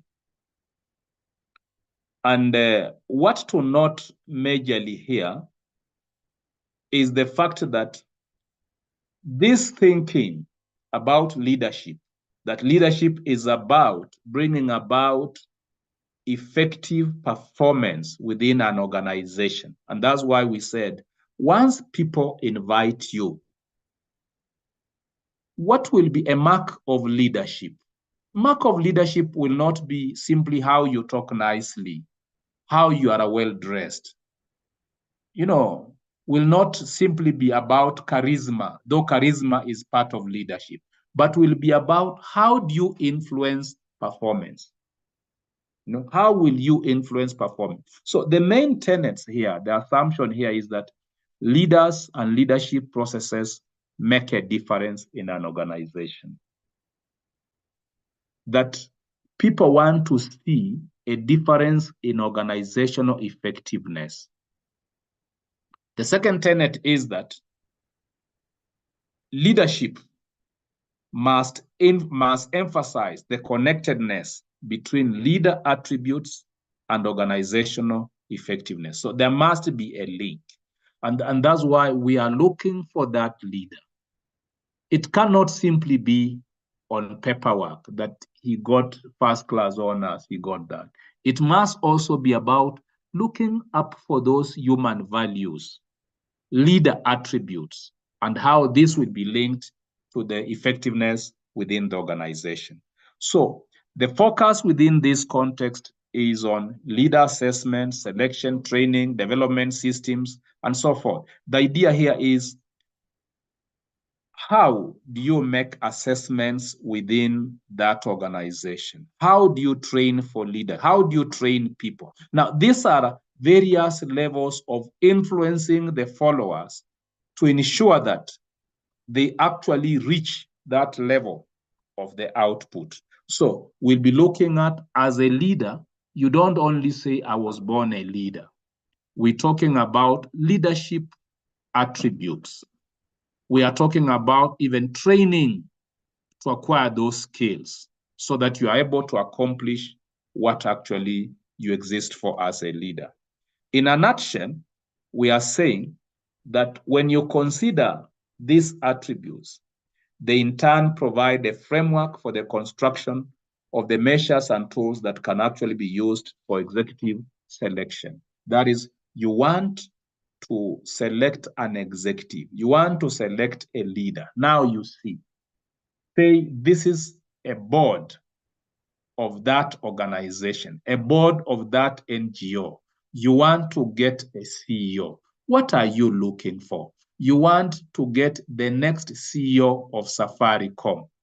What are you looking for? Are you simply looking for, he has a PhD, he has an experience of 10 years in Rwanda or in the other country? No. How do you assess these personalized qualities, personalized elements, as it were? So all these things can help us actually conceptually and abstractly be able to figure out how we can be able to get an effective leader for our organization. Would like to look at the various imperatives, but to this point, I don't know, maybe there could be some output, some input into this, some comments about these elements we've looked at. Anybody? Anybody? Anybody who has a contribution to make? Yes, Othello? Yes, Dr. Good evening. Good evening to you. Yes, I just wanted to respond to the situation that Chris has raised over there. That these things that we are talking about here, they are real. We should not just look at them as abstract constructs. We should apply them to the situation just around us and see that actually, especially the aspect of influence is key in leadership. I'll just give you a practical example. A-Star as a university had slipped. This is my personal opinion because I experienced this problem when I have been in A-Star. It has slipped into the hands of some businessmen masquerading as academicians, and the situation was getting from bad to worse. They were just interested in milking the cow, not actually feeding the cow. They were not interested in planting a napier grass to feed the cow, but they were interested in getting more milk and more milk from the cow. And so as a consequence, students felt that the university was taking a wrong direction. And there was student uprising here in Daystar in 2017 before Professor Airo arrived in the Daystar leadership and the company. All the decision-making bodies sat together and said, no, things are not getting, they're getting into a different direction. Things are getting bad. So they went together and said that we need to get a new vice chancellor here. And so Professor Airo came in. Immediately he came in, he decided that if you want to attract people to fund this university, being a interdenominational university and a non-profit making institution, you need to do something here. So Professor Airo, I wish some of our colleagues here who are in Nairobi, they are not in Kuwait or far away from here, they can visit our at the River campus to see. So when he came in, there are several things he put in place.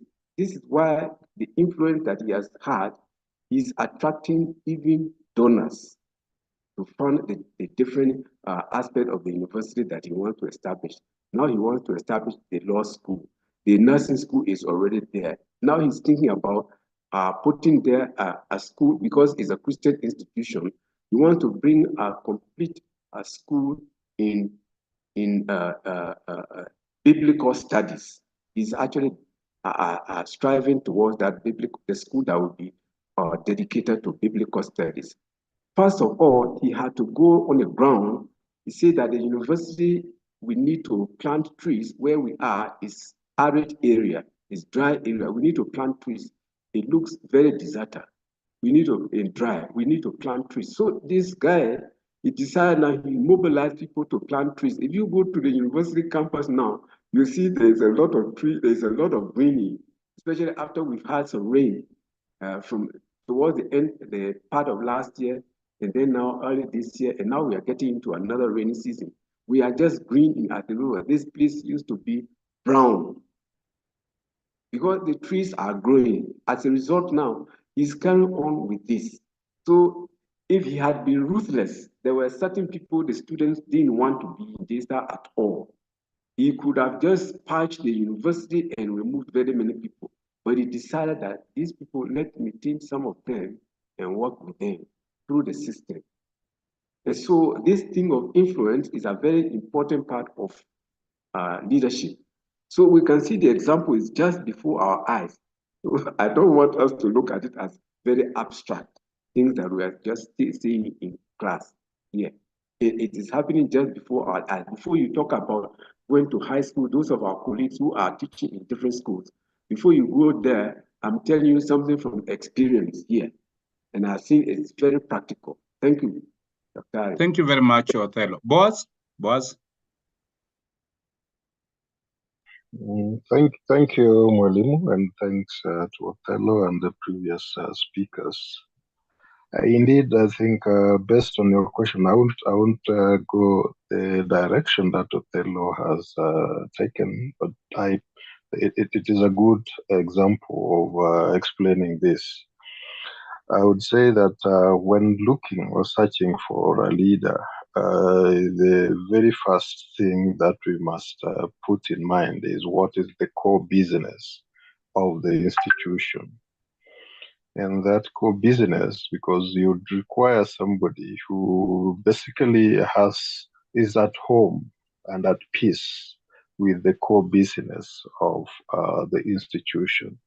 So that then the other skills that come in is just trying now to really fire up people to move towards the achievement.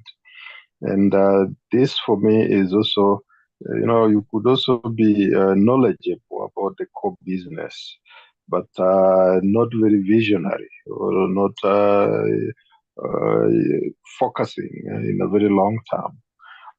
Dreaming big in a way that you may just think that, okay, for as long as the core business is being rendered in the space and time and the parameters at play currently, then you are also just okay. So I would be adding the component of a very ambitious kind of person based on that. But most also importantly is the leadership is largely about the collective. And so the leader at this level inspires. And the collectiveness would be in the form of how others can be rallied around. But for that to happen, I think the leader must also be very trustworthy.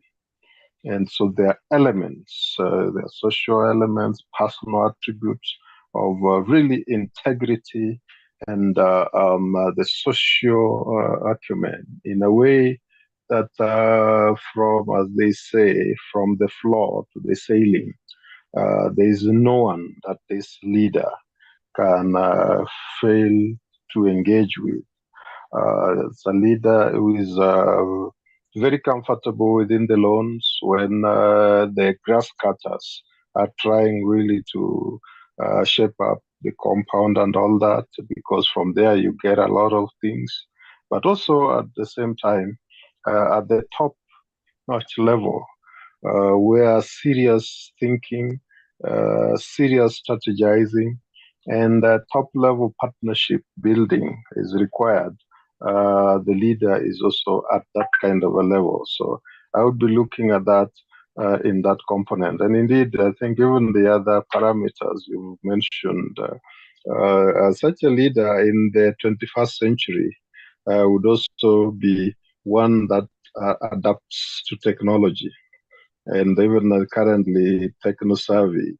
I'm not saying that the person must be so efficient in the area or the field of IT, but I'm just saying this is, a leader who, I think it's one of the analysis we did in the past, is a leader who reads, who imbibes or gets new knowledge, acquires that.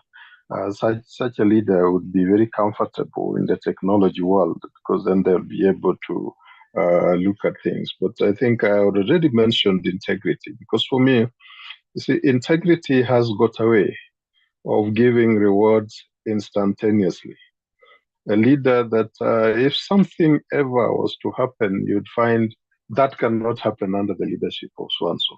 In other words, is beyond reproach in a way, but has also proven over time that has all it takes in terms of dealing with honesty and very transparent and accountable in the way that they handle things. So I think for me, that is the leadership if we are searching for, I would be looking at those kind of parameters. But I'll give a lot of weight also for the core business, because it would be disaster to have a talker who has no idea completely of what really even the organization's business is about. Thank you. Thank you very much. Thank you very much, Waruku, for that very elaborate input. What we are looking for in a leader.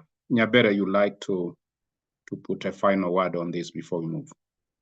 Yeah, I know, Daktari, that you requested for comments, but I would like to pose a few questions Yes. that are troubling my mind right now. In my reading, I come across a comparison that seems to suggest that leadership is an advanced form of management. I do not know what you, Daktari, and or colleagues would say about this. Can we actually say that leadership is an advanced form of management? I'm here thinking about what our brother Othello began by talking about. Does it mean that leaders, especially, cannot run startup businesses such that this kind of businesses, I'm imagining a small institution that needs managers to manage because leaders may not have the people to lead and make them do what they're supposed to do. So a startup business, does it mean that it's managers who manage startup businesses so that when these businesses have now become big, you know, like the Safaricom that you mentioned, can now be taken over by leaders to take them to another level or something? I'm beginning to wonder whether managers are less than leaders. I would appreciate if I can be guided on this. Thank you. Yeah, you know, Nyabere, the way I'm looking, I'm contextualizing what you're putting on the table for a discussion. I wouldn't want us to say this is bigger than the other, or this is better than the other, but rather to contextualize what is this thing that perhaps leadership can do that management cannot do? Or what is this thing that management can do and do it in a different way than the way leadership can do? I think that should be what I want to suggest to be the focus. I gave an illustration much earlier by posing a question. And my question was, I repeat that, just not for us to respond to because we've already quite ventilated on that. My question was, you are starting some business in your home. I gave an example of a dairy unit. Now, it is you to ask yourself, what is it you are looking for? Where do you want to go as the owner? As the owner, I want to look at it, say, as the board of trustees, the board of management for that organization. To use the example, but not exactly in the same parameters that Othello used, reflecting, I'm just giving an example, just an illustration, reflecting on Daystar University. I may not have the details, perhaps people here may not have the full details, but I'm trying to imagine there came that time that Othello has described when this is the situation at Daystar, and there is such a group as can be called board of trustees or a board of management, whatever we want to call it.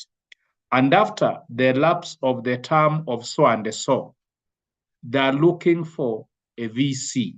I'm just giving an illustration. They are looking for a VC.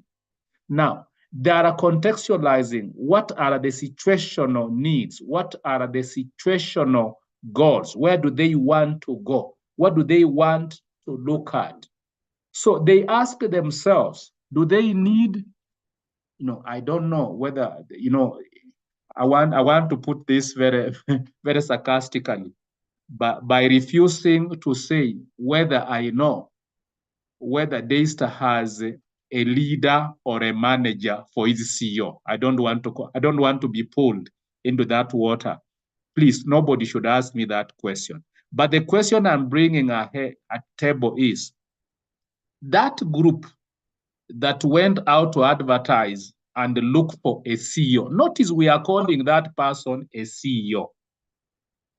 You see, that CEO, the CEO would be one person, one office. So it is we to say, in that CEO, were they looking for in that person to have 80% in him of a leader because they wanted what will flow from leadership, and perhaps 20% a manager because they wanted 20% of leadership, of management? Or were they looking for 50-50, 50%, a leader and 50% a manager, because perhaps the one who had left was having, say, more of management than leadership or more of this? So it is the issue for us to think, what are we looking for? That's why I gave that illustration, that as you are beginning that small business in your home, what do you want? And I went forward to give some indications. You see, managers are less innovative. Managers naturally should control, quote unquote, should manage. You see, managers should operate within the specification, the jacket, the specification of that organizational structure, that this is the way things ought to be done. So management would be about, you are supposed to report to duty by 8, and you are supposed to be in office, not to leave office and go strolling around, and only get out of your office at 1 to go for lunch, get back and remain there up to 4 or 5. Did you do that, management? Yes, we did that. We'll be looking at this. What about the financial whatever? Do we have resources to do this? But see, leadership is about asking, yes, they sat in the office, but what did they do in that office? Oh, these people have become lazy. These people move from office to office taking tea and beating stories. This is what you find in some organization, as it were to say. So how do I influence these people? Leadership is about something outside the structure. So that's why I said you are looking for innovation, innovation, something new, doing something different, then chances are you are looking for leadership. You are looking for, we have resources here, we have everything, the way we have written it on paper, the way it ought to be done. We don't want anything new. Simply do it the way we have explained it on paper. Do this, do proper auditing, whatever of this. You are looking for that. Then you are looking for a manager. So the issue, in my view, is not to say leadership. Of course, I am aware you are listening to me. When I say you are listening to me, you understand. You are reading between the words, the lines. You are listening to me. However, I'm refusing to take the direction that leadership is better than management or management is better than leadership. Of course, later in this presentation, we will try to see, even when you talk about leadership styles, won't we be able to say this style is suited for this kind of situation and this one is suited for this kind of situation without necessarily saying this leadership style is better than the other? Won't be able to say that if you have an organization that looks like this, then you are looking for a leadership style that looks like this and not the other? That is what we are actually talking about. So once more again, Nyabere, mine is to be able to say that what are you looking for that organization, so that as you have an interview of the CEO And I've said earlier, the ordinary terminology we will use is that we are looking for a manager. We don't use the terminology we are looking for a leader. And I've explained why we avoid to use the terminology we are looking for a leader. A leader, we imagine, will be bigger than the owners of the organization. A manager is understood to be under the superiors of the organization and so forth. So let's make some progress here. Let's make some progress. Indeed, this discussion we are having is answered through the, yes, somebody talking? Oh no, oh no, no. So this discussion we are having is fundamentally answered in the slide before us, whereby I pose the question that you are searching for a leader. What do you look for? What are the performance imperatives that an organizational leader ought to have? What are the imperatives? Imperatives to mean, what are these things that must be there if you are looking for a leader? If that private school is looking for a principal, private school is looking for a principal who ought to be a leader, because the managers want a leader. I think you are getting me now. They do not want a manager, they want a leader. And then what are the performance imperatives that when they'll be interviewing these applicants, they would look for? This is why we place before ourselves 7 performance imperatives for organizational leadership. That is the cognitive imperative, the social imperative, the personal imperative, political imperative, technological imperative, financial imperative, and the staffing imperative. Considering the first one, the cognitive imperative. In the cognitive imperative, we want to affirm that organizational leaders must possess complex information processing and problem-solving orientations. You see, in other words, cognitive imperatives, it means organizational leaders must know. In short, they must know. Cognitive imperative. They must have the ability to know. You see? That's how we're putting it very plainly. That's why we say leaders must possess that complex information processing. So we're talking about even not that they must have a degree in that, whatever, but simply even the IQ, the ability to process information, that if they hear this and this is the issue. Because this cognitive imperative is the one that will be carried into problem solving, will be carried into decision making. You will not always ask the board to come and sit to make a decision. A leader must be able to make a decision, must have that orientation to solve problems. You can't do this as a leader if you are lacking in what we are defining as a cognitive imperative. It is imperative that you must be cognitively competent to be able to discharge such requirements of leadership. The second imperative, what we are describing as the social imperative, really reflects the behavioral complexity that is required for organizational leaders with respect to their operating environment. So social imperative, they must have a command of the situation they are going to operate in. This imperative suggests that the social skills and the competencies required for executive leadership also differ qualitatively from those required from lower level leadership. So the idea here is, if you are looking for a principal, using that example, if you are looking for a principal of, say, Alliance High School, you are not in the same way looking for a principal of a Kusadikika Secondary School in some place somewhere in a local. Local is not to demean. is simply to talk about the existential situation that that school is found in.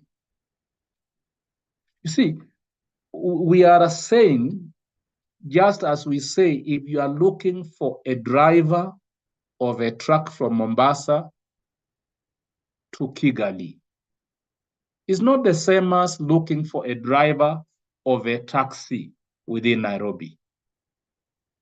You see, that's what we're saying. So the social imperative carries with it the necessity of the social skills and the competencies that, for example, executive leadership requires and the leadership at a low level requires.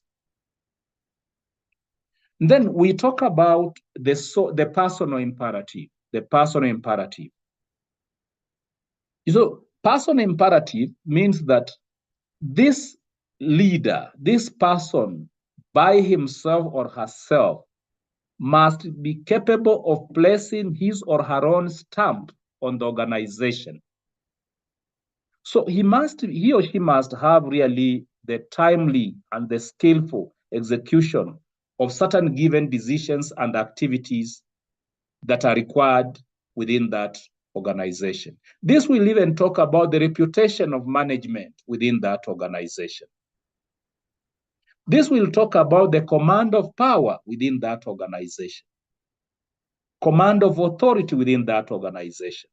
Therefore, the personal imperative actually reflects the personal values that executives bring to the organization's vision and strategic decision making. So that when we are looking for a leader, one of the imperative, performance means the ability to be able to perform.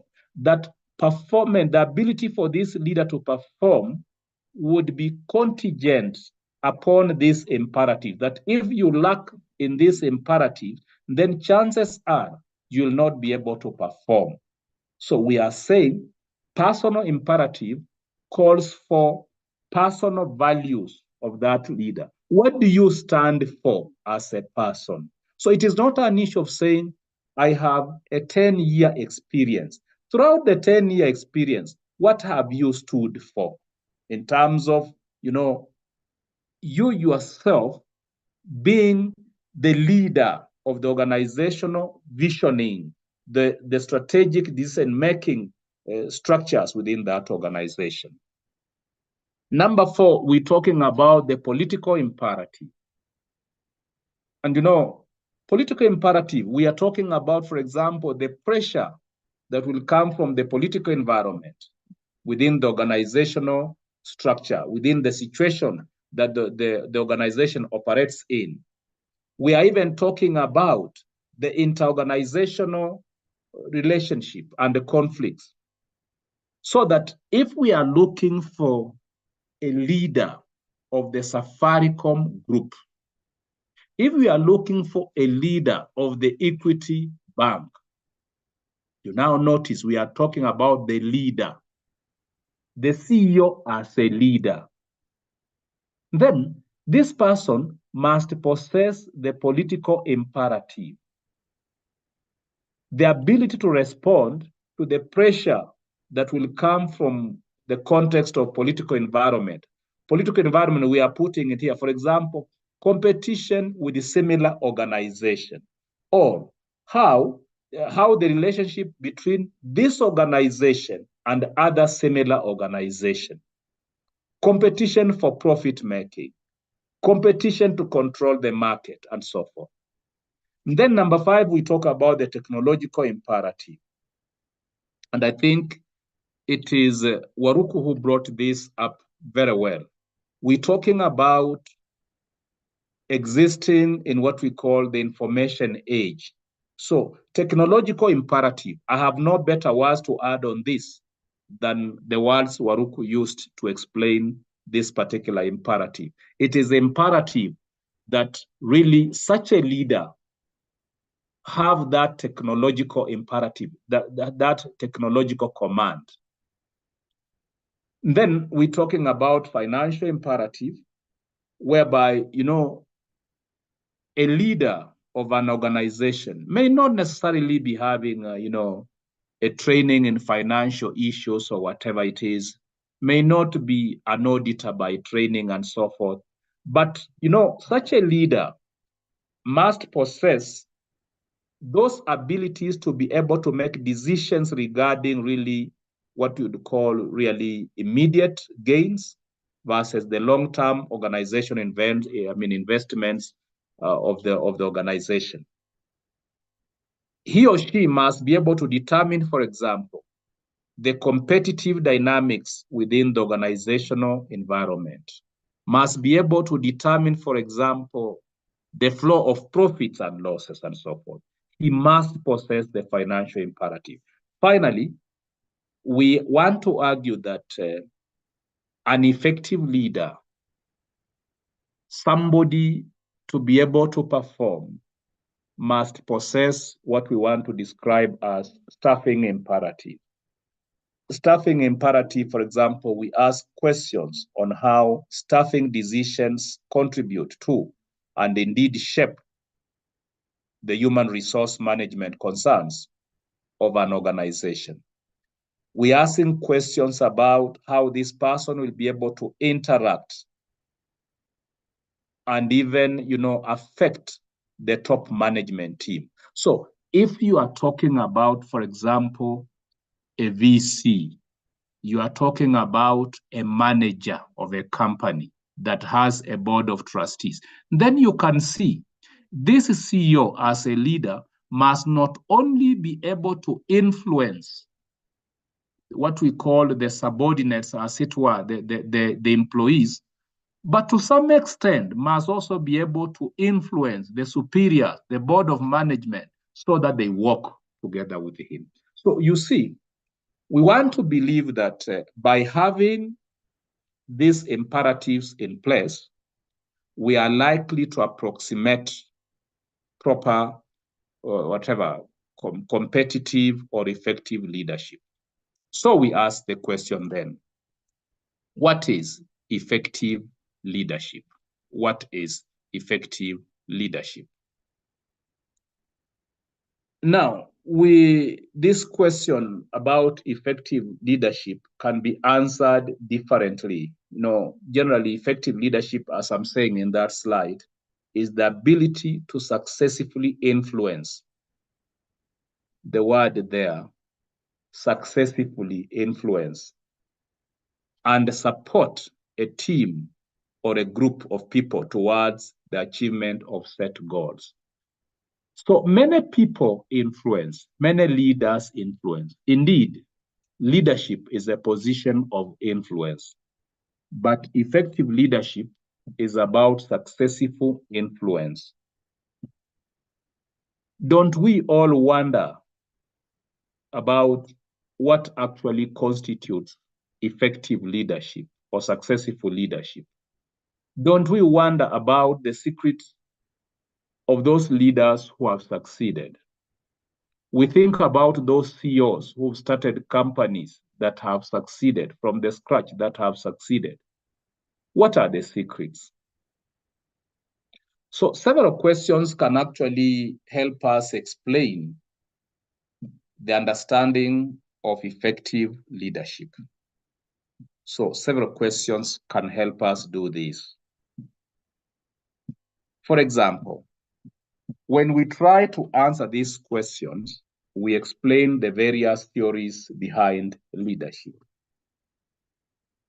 We demonstrate this by posing some questions. When we ask questions like, what does a good leader do? And the focus on how leaders behave, then we are defining what we call the behavioral theories.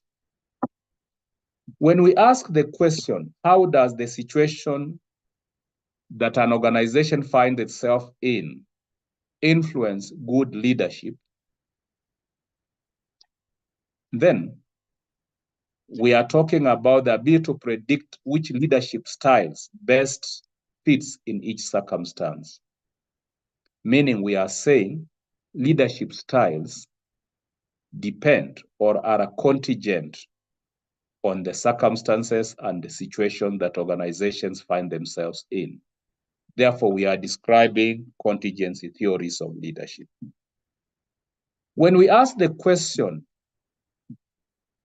in the direction of what type of person makes a good leader, then we are actually saying there are certain particular traits within people that define good leaders. Therefore, we want to say leadership emerges from particular traits, so that if you don't have those traits, you cannot become a good leader. Therefore, we are talking about the trait theories of leadership. Finally, when we ask the question, what is the source of the leader's power? And we are looking at the different ways leaders use power and authority and influence to get things done. Then we are describing what we call power and influence theories of leadership. So you can see how these questions help us to contextualize various theories of leadership. Now, we want to look at some of these theories. We just want to look at some of these theories. Now, I will not be able to look at specific theories. What I look at would be the general structure of the theories. For example, there are several theories under behavioral theory. We'll not be looking at those ones. We'll be looking at what is at the heart of behavioral theories and so forth. Now, when we are talking about behavioral theories, we are talking about theories proposing that specific behaviors differentiate leaders from non-leaders. Now, here we are not talking about traits, inborn traits, but we are talking about how people behave. So behavioral theories of leadership, would indicate that we can train people to be leaders. You see, trait theory does not believe that we can actually train people to become leaders, but simply traits find themselves in people, so we can select people who have those traits. Behavioral theories, we can train people by planting certain behaviors in them so that they can become leaders. So behavioral theories, you can see, they focus on specific behaviors of people. Looked at differently, or saying the same thing differently about behavioral theories, you see, you now look at the various behaviors, for example. You see from this particular slide, can start anywhere. Talk about people-oriented leaders. That is their behavior. They're oriented towards people. You see, to understand that, you can have a CEO, a headmaster, who reports to office in the morning, very early. It could be at 5, before 6 or something, but nobody sees him. He remains doing paperwork. He's not people-oriented. So as a behavior, we can talk about people-oriented leaders. That's the behavioral leadership.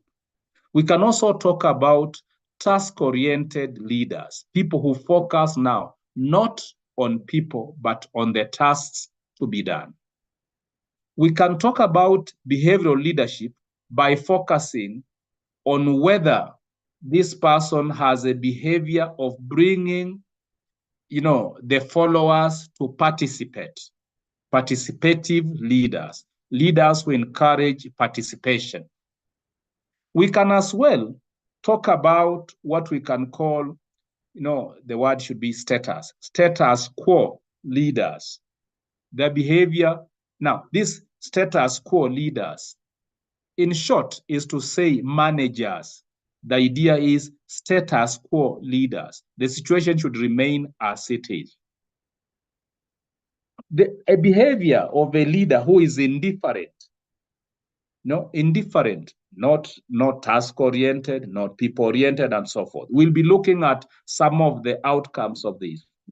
We can also talk about behavioral leadership when you talk about dictatorial leadership, leaders. So you can go that way and that way. So here you notice the various styles of leadership explained from the point of view of the behavior of the leader.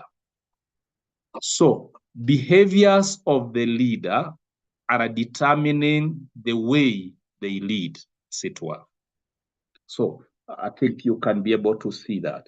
Now, think about the trait theories, just different from this. Think about the trait theory. And in the trait theories of leadership, you can see, on that top line, you can see the various traits. For example, you can talk about the physiological traits. You can talk about the socioeconomic characteristics or socioeconomic traits. You can talk about the personality traits. Remember, we talked about this some weeks back. We can talk about the intellectual traits, the task relation traits, the social characteristic traits. Remember, traits are argued to be inborn dispositions within people. They are not things you are training people to become. That's why when we talk about the physiological traits, you could be looking for a leader that has a certain height for the specific, orientation or whatever orientation of the job or the leadership he'll be doing. You could be talking about a trait of appearance. Forgive my chickeness here. For example, you could be talking about a secretary and you want this secretary or receptionist to have a particular appearance. I think you now hear me. So that is a physiological trait. These secretaries could have made application in this company and they have applied so many. So this one has come, but the board of interviewers are looking for a certain appearance. You could be having the best qualification. You have the best, language control as reception to talk to people. But the people seated there, they are looking for a particular appearance. You lose the job because they were looking for a particular trait, as it were. Socioeconomic characteristic. Could it be that we are looking for a VC of this gender and not the other one? Could it be we are looking for, this could be a private company, a private school, and you see, we are looking for a principal and we are insisting the principal must be confessing this particular faith. It is not, don't understand this as what we normally say. No, what is the word? We are not discriminating. It is not a discrimination. It's simply, the board of management want to look for a leader based on trait theory of leadership. They could be looking for a person of a particular age and so forth. You now understand why in some interviews, towards the tail end, they'll ask somebody, if you got this job, how much would you like to be paid? As you answer that question, you are revealing a particular trait that they are looking for in terms of earnings and the like. You could be thinking you are becoming modest by asking, a salary of 40,000 or 50,000 from this company. And they start wondering, this person will be taking care of colossal amounts of money. So if he can only ask for this, then we don't know whether our resources will be safe. You get? So you'll not be expecting this person to answer the question by saying, anything you give me, I will take. No. Personality traits. So I can't go through all this. You understand, this will come to you in terms of the slides you'll see. So trait theory of leadership is emphasizing that leadership is about inborn traits, orientations, not trained traits. And as we are looking for this leader, we are looking for this trait, as it were. So you understand that inborn trait. It is not trained, as it were. And then, having looked at that, we consider also what we call the contingency theories of leadership. So you notice here, I'm not talking about the particular theories within a group, but trying to bring a bigger picture, because last semester we looked at some of these types. So you see here, I'm going at a higher level to explain this. So the contingency theories of leadership.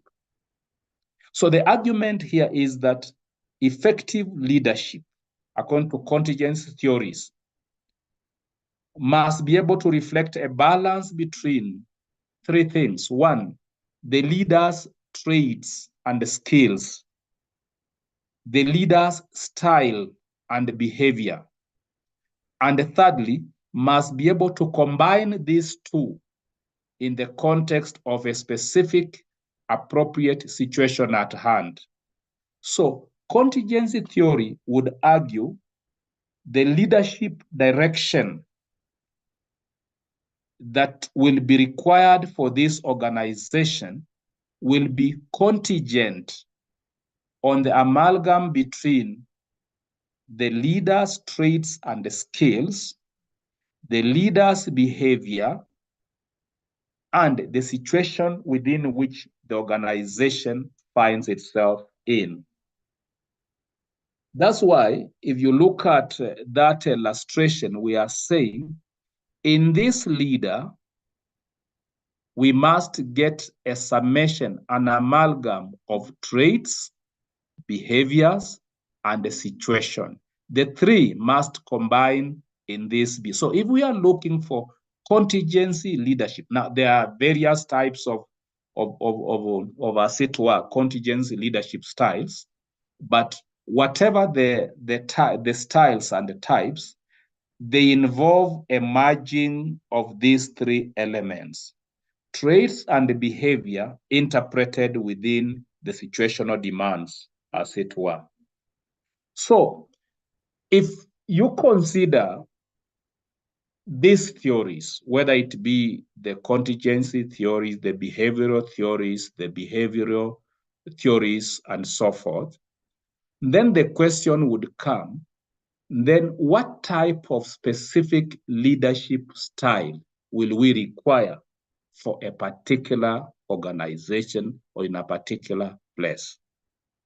Now, we don't want, as it were, to go through the whole of this, but I will run over, not by reading these words, but run over so that when these slides come to you, you can be able to contextualize. There are so many leadership styles and the types. There are so many. There can be as many as situations would demand. There can be so many as behaviors would differ. You know, what is important in the structure that I'm putting before you is to be able to interpret this, that I provide the type or the style of leadership. I explain what it is. I put across what is at the heart, if you want to look at it in terms of trait, what is at the heart of that type of leadership? What is the strength of that type of leadership? What is the weakness of that type of leadership? And when are you likely to use that type of leadership? So you see, I begin, for example, I provide here, if you are talking about autocratic leadership, what is it? Subordinates should do as they are told, autocratic leadership. The leader here is stern, is decisive, and steadfast. You thought that's a very bad leadership style? No, it works well in stressful situations and finds solutions quickly. Did you think that's the best thing to do always? No, it can discourage group input, which may hurt the morale. You see? Sorry for that. We've got to go back there. Sorry, we've got to go back there. Then you're talking about when to use this, and you say it's good in situations that need quick decisions, like in emergencies. You see, autocratic leadership. There is COVID-19 around, and people have mixed ideas about the vaccine. So what do? Autocratic leadership, give a presidential command and so forth. It's not an issue of what you think and so forth. So you can see, I give democratic, laissez-faire, transformational, whatever, very, very many types of leadership styles. If you move to the next one, I'm just demonstrating this, where you find servant leadership, for example, situational leadership, charismatic leadership, coaching leadership, coaching leadership, and so forth.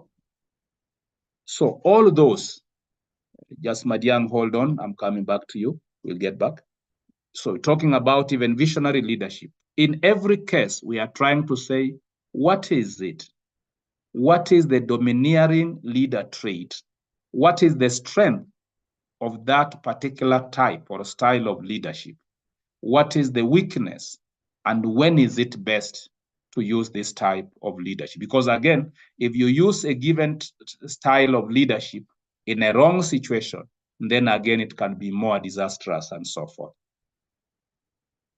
You see, we even talking about the bureaucratic, the quad, the task-oriented, the people-oriented, the adaptive type of leadership. Always in every situation, answering the question, what is it? What is the domineering trait in the leader? Like, like what people like to quote, look at servant leadership. What is it? Service is the priority. Leader trait, selfless, empathetic, self-awareness, very persuasive. What is its strength? It is transparent. It is very motivation. The most motivation, in fact, indeed, and very authentic. But what is the weakness? In each of these, there is a weakness. It could be impractical for industries that rely on outputs, data, and a tough decision-making. When to use it? Very good for religious organizations, local governments, and non-profit making organizations. So you notice, we may sometimes have praised servant leadership, but you find it might not be the best to be used in a particular situation. I now come to you, Madiang. I saw your hand up.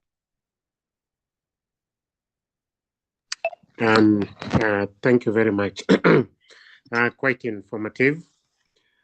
Now, looking at this, particularly the slide 1 of 3 on leadership. Let me go there. Yeah. Slide 1 of 3. Yeah, I think it's 2 back. Okay. Yes, here. Yes. And I must. So, when I am looking at leaders' traits, I kind of now see what one of our colleagues was asking in terms of, can you be a leader and a manager at the same time? And that kind of conversation that went on. Because here now I'm seeing the leader traits, and some of them seem to read to me, if you recall, I think it was slide 2 of this class, in which you pitted leadership against management. Correct. And for example, the idea of being stern, decisive, and steadfast, I see that running most on the management side. So much so that I'm beginning to wonder how leadership and management kind of sometimes fuse into each other, rather than really separate the two. But I realized when you went to slide 2 of 3 that my position may be wrong in terms of it doesn't apply always. Because in slide 2, I saw a lot of adaptive, flexible, storyteller, focuses on professional development, extraordinary drive to accomplish vision rather than task, which you had said is the manager style. I don't know whether I made sense, but over to you. Thanks. Thank you very much, my dear. Anybody would like to comment on this before we make a move? Maybe not. Maybe not. So you can see those styles. So that's why I'm indicating there can be so many leadership styles or leadership types. From those theories emerges various styles. So if you are to do a bit of reading, then you'll be able to see which type or styles of leadership are emerging from behavioral theories, which ones are emerging from what we could strictly say trait theories, and so forth. So that is how leadership types are connected to the theories. Now, we consider another concept that we refer to as the continuum of leadership behavior. Now, the concept continuum of leadership behavior simply highlights the diverse range of various leadership styles. Yeah, just a moment, the two participants will come in just a moment. So the continuum of leadership behavior simply means you are now placing the leadership styles on a range, and you are looking at these leadership styles in terms of the extent to which style increases the freedom of the followers, that's the workers, employees, and reduces the authority of the leader, or which one increases the authority of the leader and reduces the freedom of the members or the employees.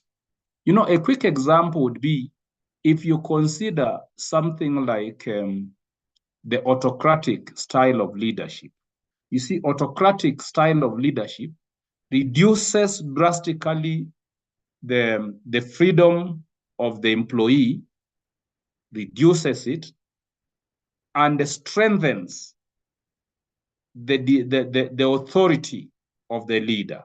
So the continuum of leadership behavior that was developed by Tannenbaum and Schmidt simply looks at the range. It places leadership styles on a range and argues on the basis of the degree of authority that is exercised by the leader vis-a-vis the freedom exercised by the employees or the followers. So there would be an extreme of the freedom of the freedom of the members and an extreme of the authority of the leader on the other side. To understand this, perhaps before we look at this, let me listen to those who had their hands up. Now, I may not be able to remember their names because their names are now down. I may not be able. I think I saw two hands. Yes? It was me. Yes, continue. I was just wondering, dictatorship, where do we place it? In the just what we have just been discussing, some template 20, was it 25 26, 25? Okay. Would you want to put that as autocratic? Autocratic, because in dictatorship, you know, still as we are coming to the continuum of leadership behavior, in autocratic, as dictatorship, the authority, the domineering authority of the leader, quote unquote manager, is at its best, while the freedom the contribution of the member in the decision making is drastically reduced? I would think so. What do you think?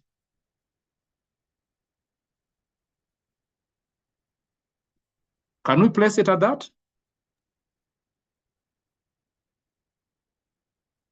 Maybe yes. Wekesa. Yes, Dr. I would place it under autocratic because it highlights the same elements as exactly what you've explained. All right. Very well. So we make some progress here. So we want to follow up an understanding of that leadership behavior continuum. Remember, I've indicated leadership behavior continuum is about setting two extremes. You can see authority of the leader and autonomy of the led, as it were. So you can be able, when you look at the slide before yourselves, what I want you to recognize is that when the authority is high, you can look at this. So if you are to make a graph here, you can see there is a big weight of authority here and a small weight here, a minute weight of autonomy. So it's as if the authority in this continuum, relates inversely proportional to the autonomy of the led. Now, look at the description here. You see, when you look at this tail end of the structure, leadership is about telling. Leadership makes a decision and announces it. You see, the members are not involved. Leadership tells. So leadership here is about telling. Leadership is about telling. It makes decisions and announces the decision. So that principal who goes to the staff room and they says, uses a language, it has been decided that. He falls short of saying, I have decided that. The extreme where authority is at its best. Then you follow it. The next level is where leadership fails. It makes decisions. Leadership makes decisions and sells it to the team. You see, decisions are made and sold to the team, sold to the organization. So sold here, there is a little bit of trying to persuade them, to convince them to do it, to follow this. As authority diminishes and autonomy grows, we reach a place where authority now suggests. So in the first place, authority tells, it sells, and then now suggests. So leadership here presents ideas and invites questions. Take this practically into your organization, into your NGO, into your school, into your hospital, into whatever organization you find yourself in, and place the leadership you have on this continuum. So we are at this place where leadership now suggests, it presents ideas and invites questions. You can see autonomy is beginning to grow, autonomy of the led. You move on, here leadership consults, leadership participates, allows participation. Now, as you move on and on, you reach the second last where leadership delegates. You see, for example, defines limits and asks team to make decisions. But always remember, in leadership structures, dear colleagues, whenever you delegate, you must supervise. That's a principle of delegation. But the extreme end becomes again, once more again, negative. The extreme end, you find now authority that abdicates, provides full freedom to explore options and makes decisions. Could we be talking about laissez-faire type of leadership, perhaps? That's what we're talking about. So generally, when you look at this structure, what to note is that the right-hand side of the leadership continuum, this, talking about the right-hand side of the leadership continuum, this right-hand side, hints at release of control of the management, or if you like, simply the manager. Whereas the left-hand side shows the stringent levy of control. So here we find the stringent force of control. However, none of the two extremes, be it absolute freedom on this side or absolute authority on this side, can be helpful for an organization. It is therefore necessary to strike the right chord of harmony between both of these two dividing sides in order to benefit the organization. So a manager, if you like, a leader, gets characterized by the degree of control exercised by him or her. In fact, managers sometimes will be defined on the basis of the extent to which they control or the extent to which they allow freedom. So according to the leadership continuum, therefore, it is necessary to consider the requirements of a specific situation while determining really that ultimate style of leadership that we want to follow. Perhaps before we leave this continuum of leadership behavior, this particular illustration serves it even better. You see, just compressing this to begin from telling to delegating, because if you go to the extreme, you remember to the other extreme will be laissez-faire, whereby leadership will abdicate everything that is supposed to do. So this particular illustration shows you the weight of the authority of the leader. So you can see the weight of the authority of the leader diminishing as you move to the right, and the degree of the freedom of the subordinates diminishes to the left and increases to the right. So you can see what I said, that the two relate towards one another with the inverse proportionality. Therefore, what factors would you want to consider while you as a particular person, you as an individual, you want, as it were, to choose a leadership style? What kind of factors should you then consider if you want to develop your own particular leadership style? 3 elements.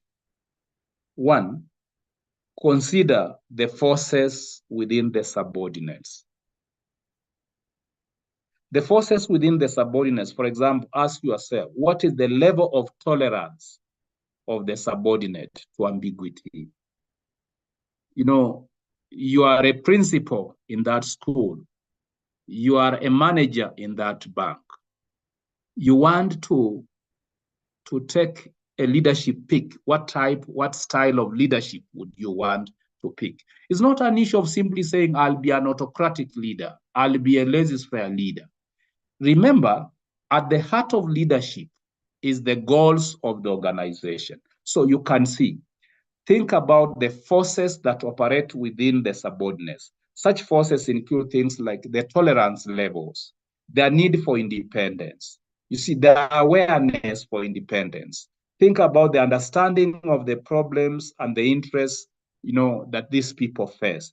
the willingness of those followers to take responsibility for decision making. Chances are you may want to give them a chance to make decisions, but they are not willing to make decisions.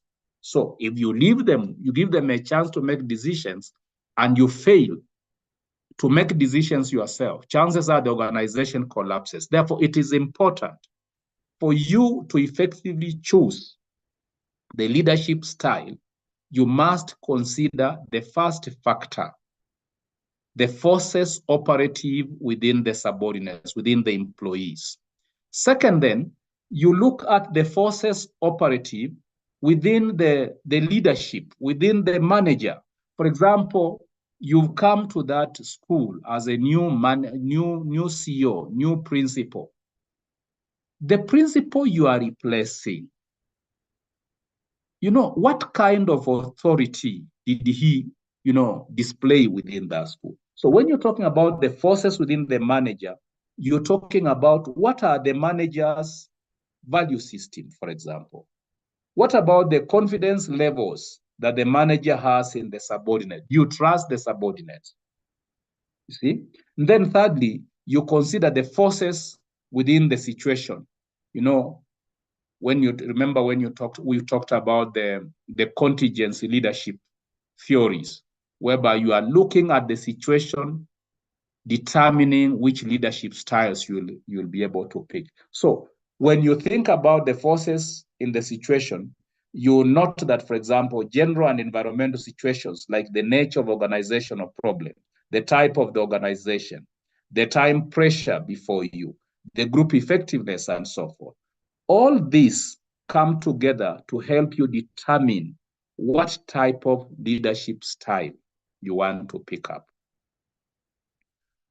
You see, Tannenbaum and Schmidt conclude their theory of leadership continuum by saying this: leaders shape their behavior after analyzing the organizational metric, themselves, their subordinates, and their environmental factors.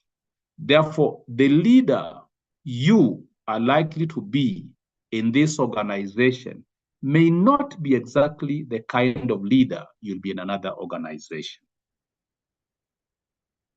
I think you can see that.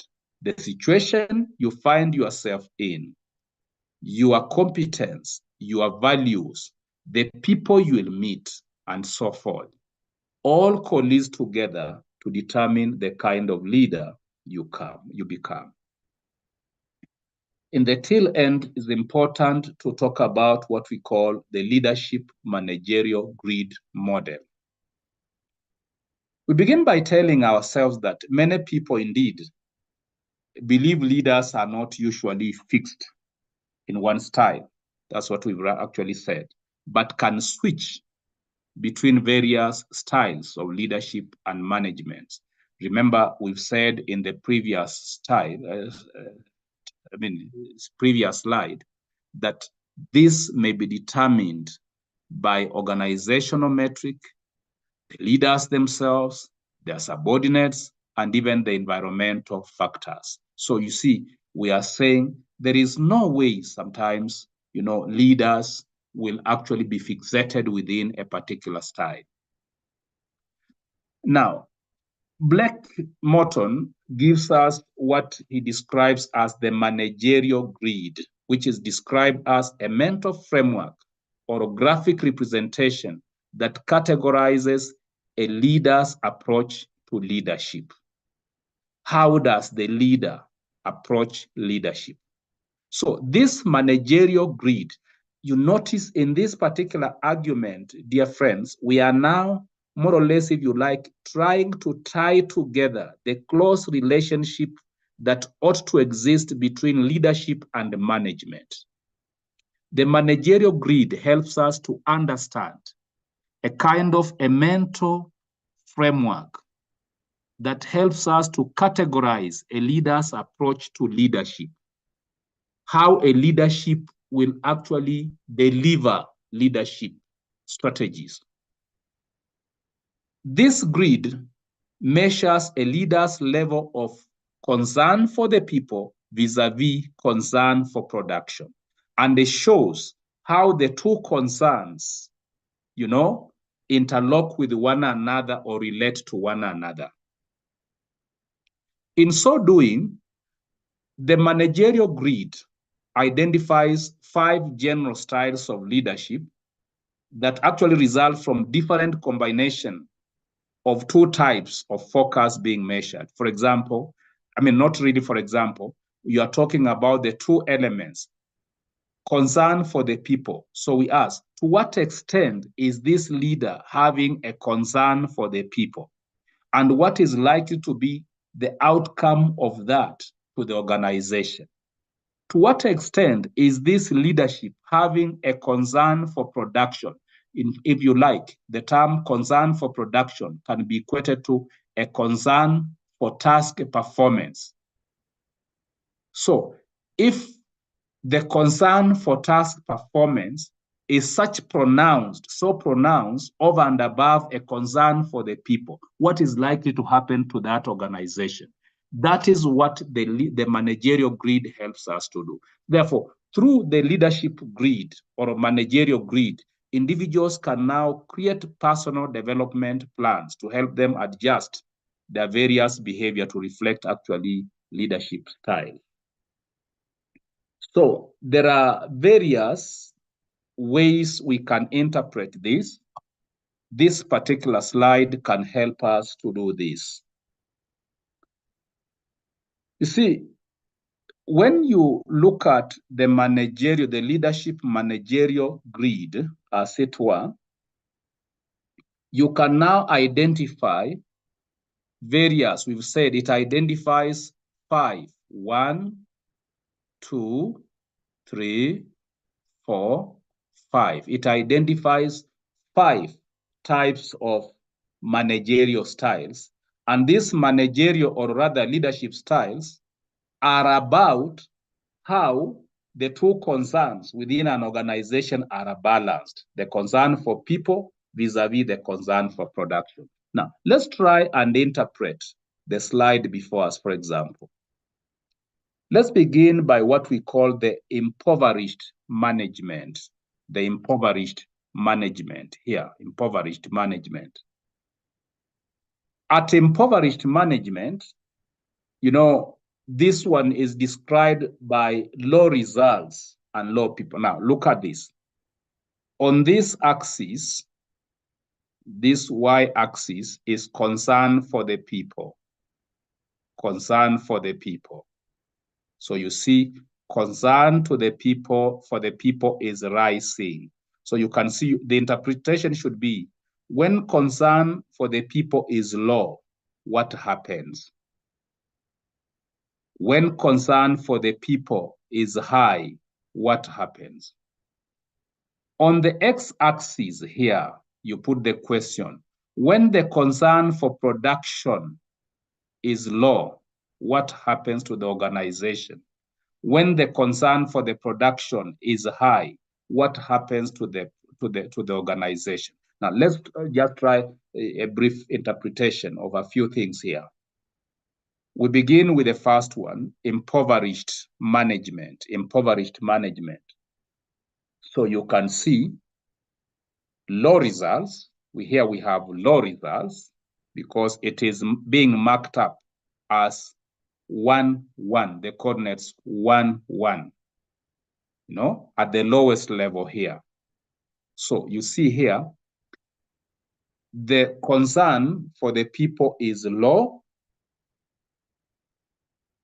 and the concern for the results is low. Therefore, an impoverished leader, what we describe as an impoverished leader, lacks concern for the people as well as concern for productivity or task performance. These kind of leaders will show little regard for their team and focus even on the self-preservation, and just focus on self-preservation as it were. So they want to make sure that their hands are clean, no wrongdoing. So this kind of people, they are the people you'll find in companies, in organizations, self-fulfilling, self-satisfying. Look at the second level, which we want to describe as the produce or sorry. perish. Yes, please. Somebody is talking. Sorry, I am trying to raise my hand and not, yeah. Oh, sorry, I will I didn't be see. right to, yes, will I be right to make an example of corrupt people in county levels, organizations, who doesn't care about the growth of their company and their counties, but they are so much concerned with taking from the organizations.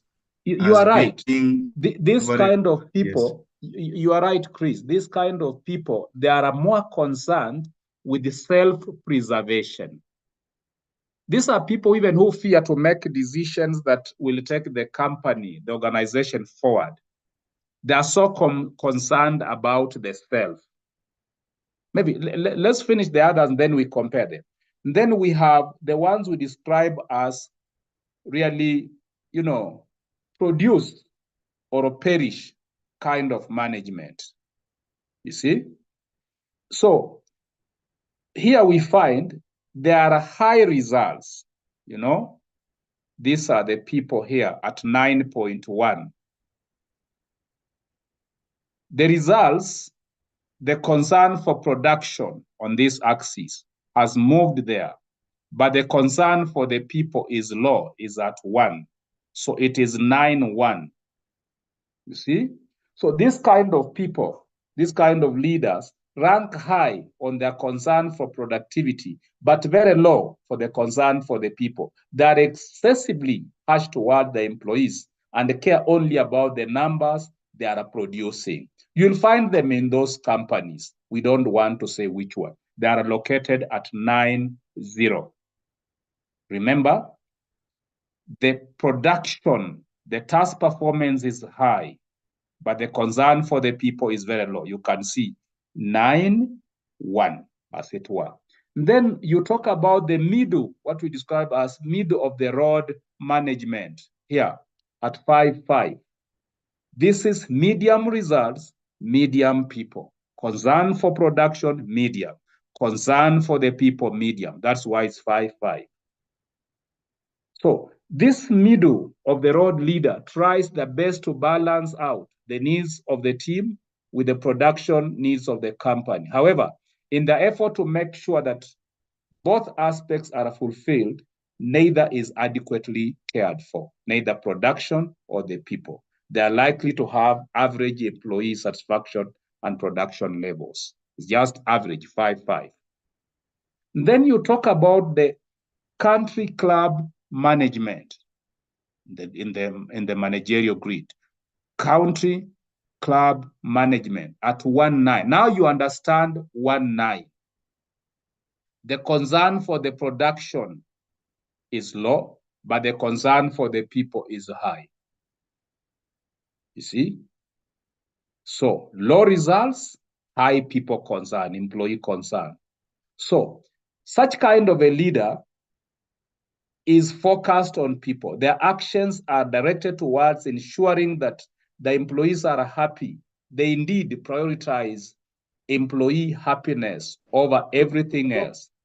They show very little concern for productivity rate. Wamefuruta vizuri. Wamefuruta vizuri sana.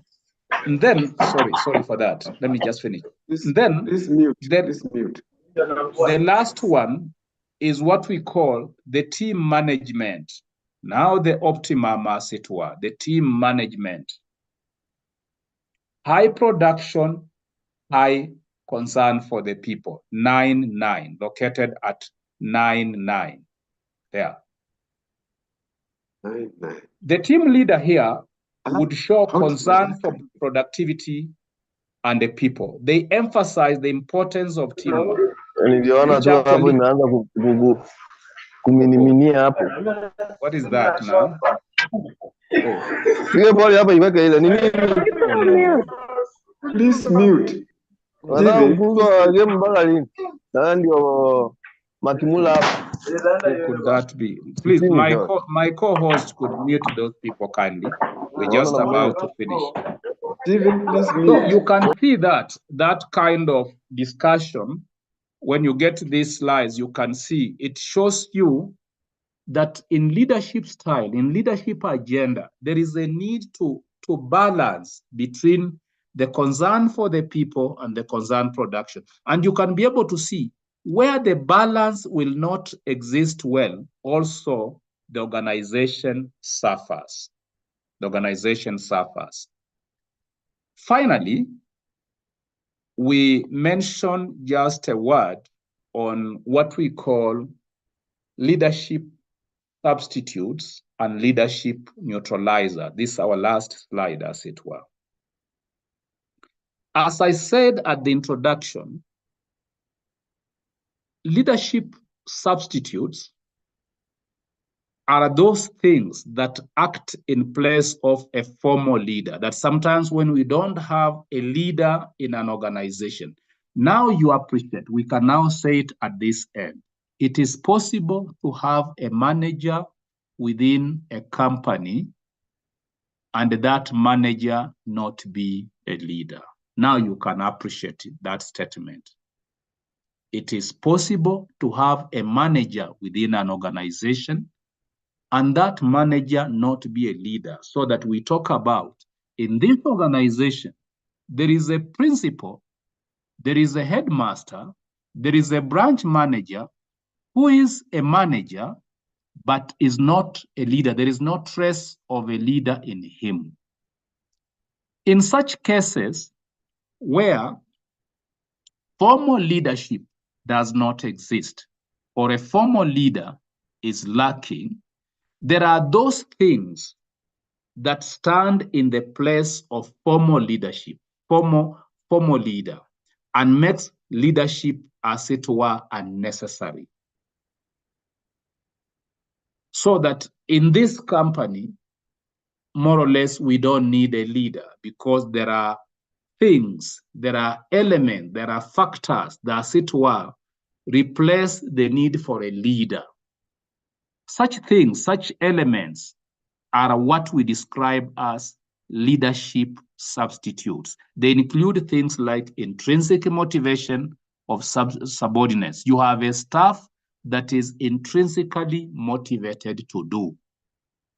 They include things like skill levels of subordinates and the nature of the work they are doing, so that the skill levels are so high and they're highly motivated and are commensurate to the nature of work they are doing. So we talk about leadership substitutes. On the other hand, we talk about leadership neutralizers. Leadership neutralizers will talk about those elements that prevents a leader within an organization from having any influence. Indeed, such elements may even negate a leader's efforts. So they render the leader's efforts dysfunctional. So such things, such factors, such elements that prevents a leader from having any influence and negates a leader's efforts, rendering leadership to be dysfunctional, are what we describe as leadership neutralizers. So the way the terminology sounds, they neutralize leadership. They destroy leadership in an organization. They include things like the lack of ability to reward or punish. So you have a leader, somebody in the name of a leader, but he possesses no ability to reward or punish. So you are put there in charge, but you can reward nobody, you can punish nobody. That authority rests within the board, yet you are there as a principal or a manager. They include things like physical distance between the leader and the worker. So this could be, a manager or a leader who is not there. So that situation by itself describes itself as a leadership neutralizer. So these are now the things we have to look at and be able to see. How do you, in that organization, strengthen leadership substitutes and reduce leadership neutralizers? All said and done, we want to say this. Ultimately, Leadership is not about crowning acts. It is about keeping your team focused on a goal and motivated to do their best to achieve it, especially when the stakes are high and the consequences really matter. Leadership is about laying the groundwork for others to succeed and then standing back and letting them shine. We cannot say better than that. Are there some 2 or 3 comments, then we end the class? Any? Chris, is your hand still up? Maybe not. Any comment?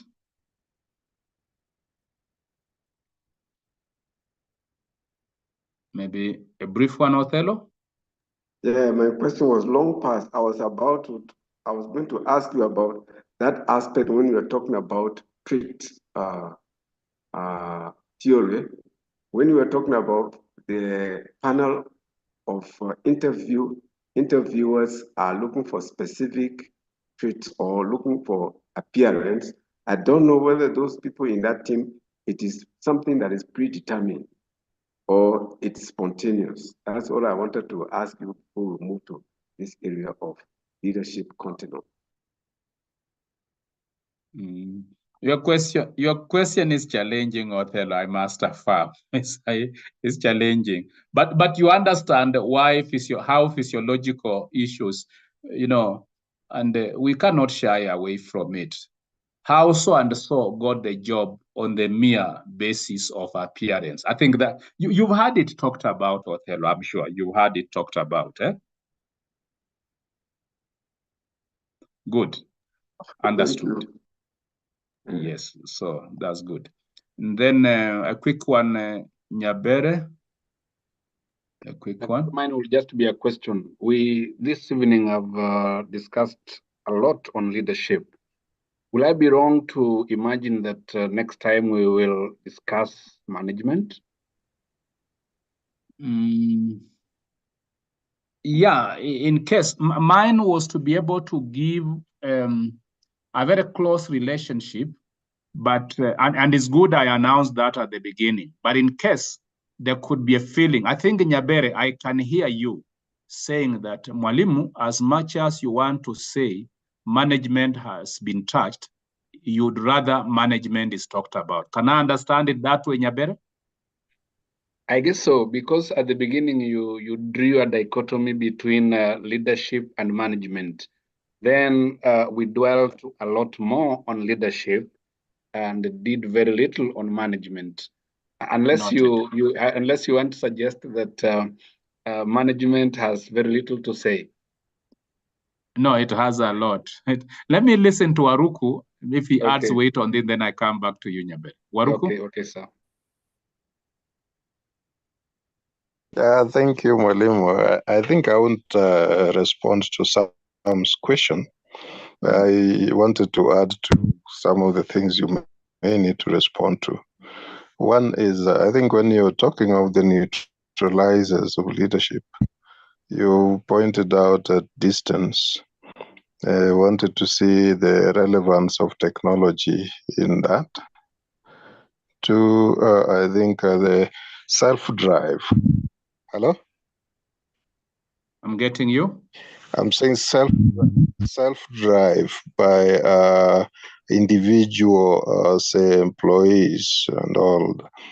I'm looking at a situation where, to me, I think, you could be having a self-driven individual, but this person could be actually driving in the wrong direction, so that leadership would still be there to point at where people should be, the target, the ultimate goal, that where the vision is.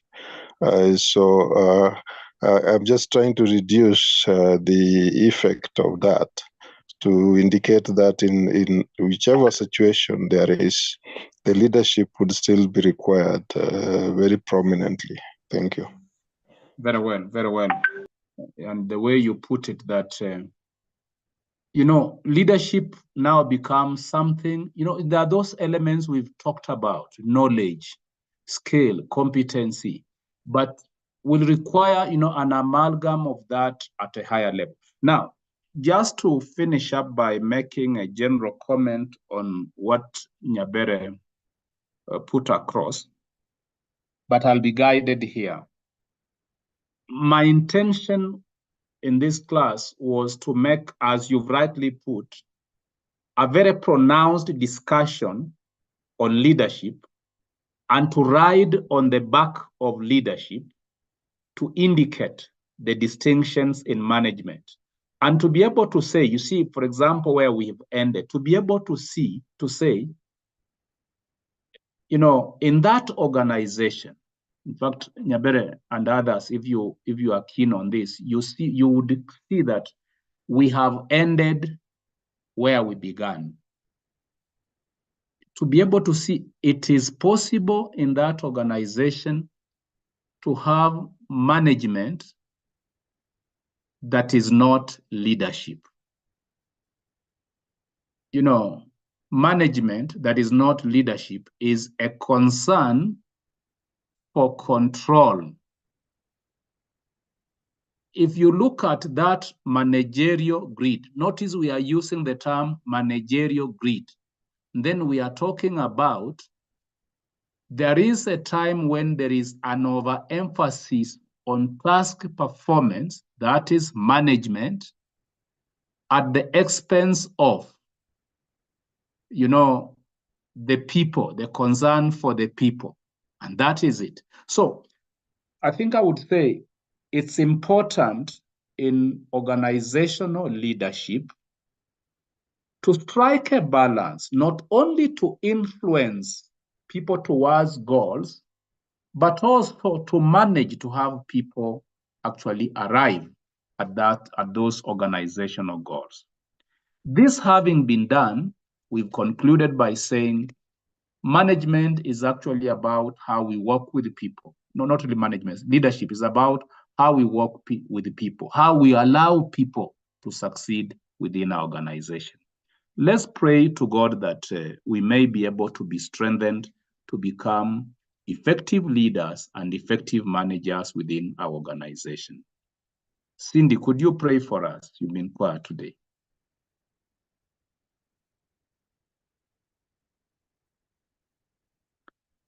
Is Cindy still around? Brenda Kinyi, would you pray for us? Yeah, I can pray. Pray for us. Let's believe and pray. Father, we thank you for this evening. We bless your name for allowing the Daktari to be able to take us through this particular session. We pray that may we become leaders who are able to be humble enough to serve humanity. Father, we bless your name for ourselves as well. We pray that may you be with us. May you be able to help us manage whatever issues that we're going through. We thank you for your blessings. We bless your name until we meet again in the next session. Thank you so much, Father, for being a good God to us. As I pray this, believing and trusting in the name of Jesus Christ. Amen. Amen. And good night. Amen.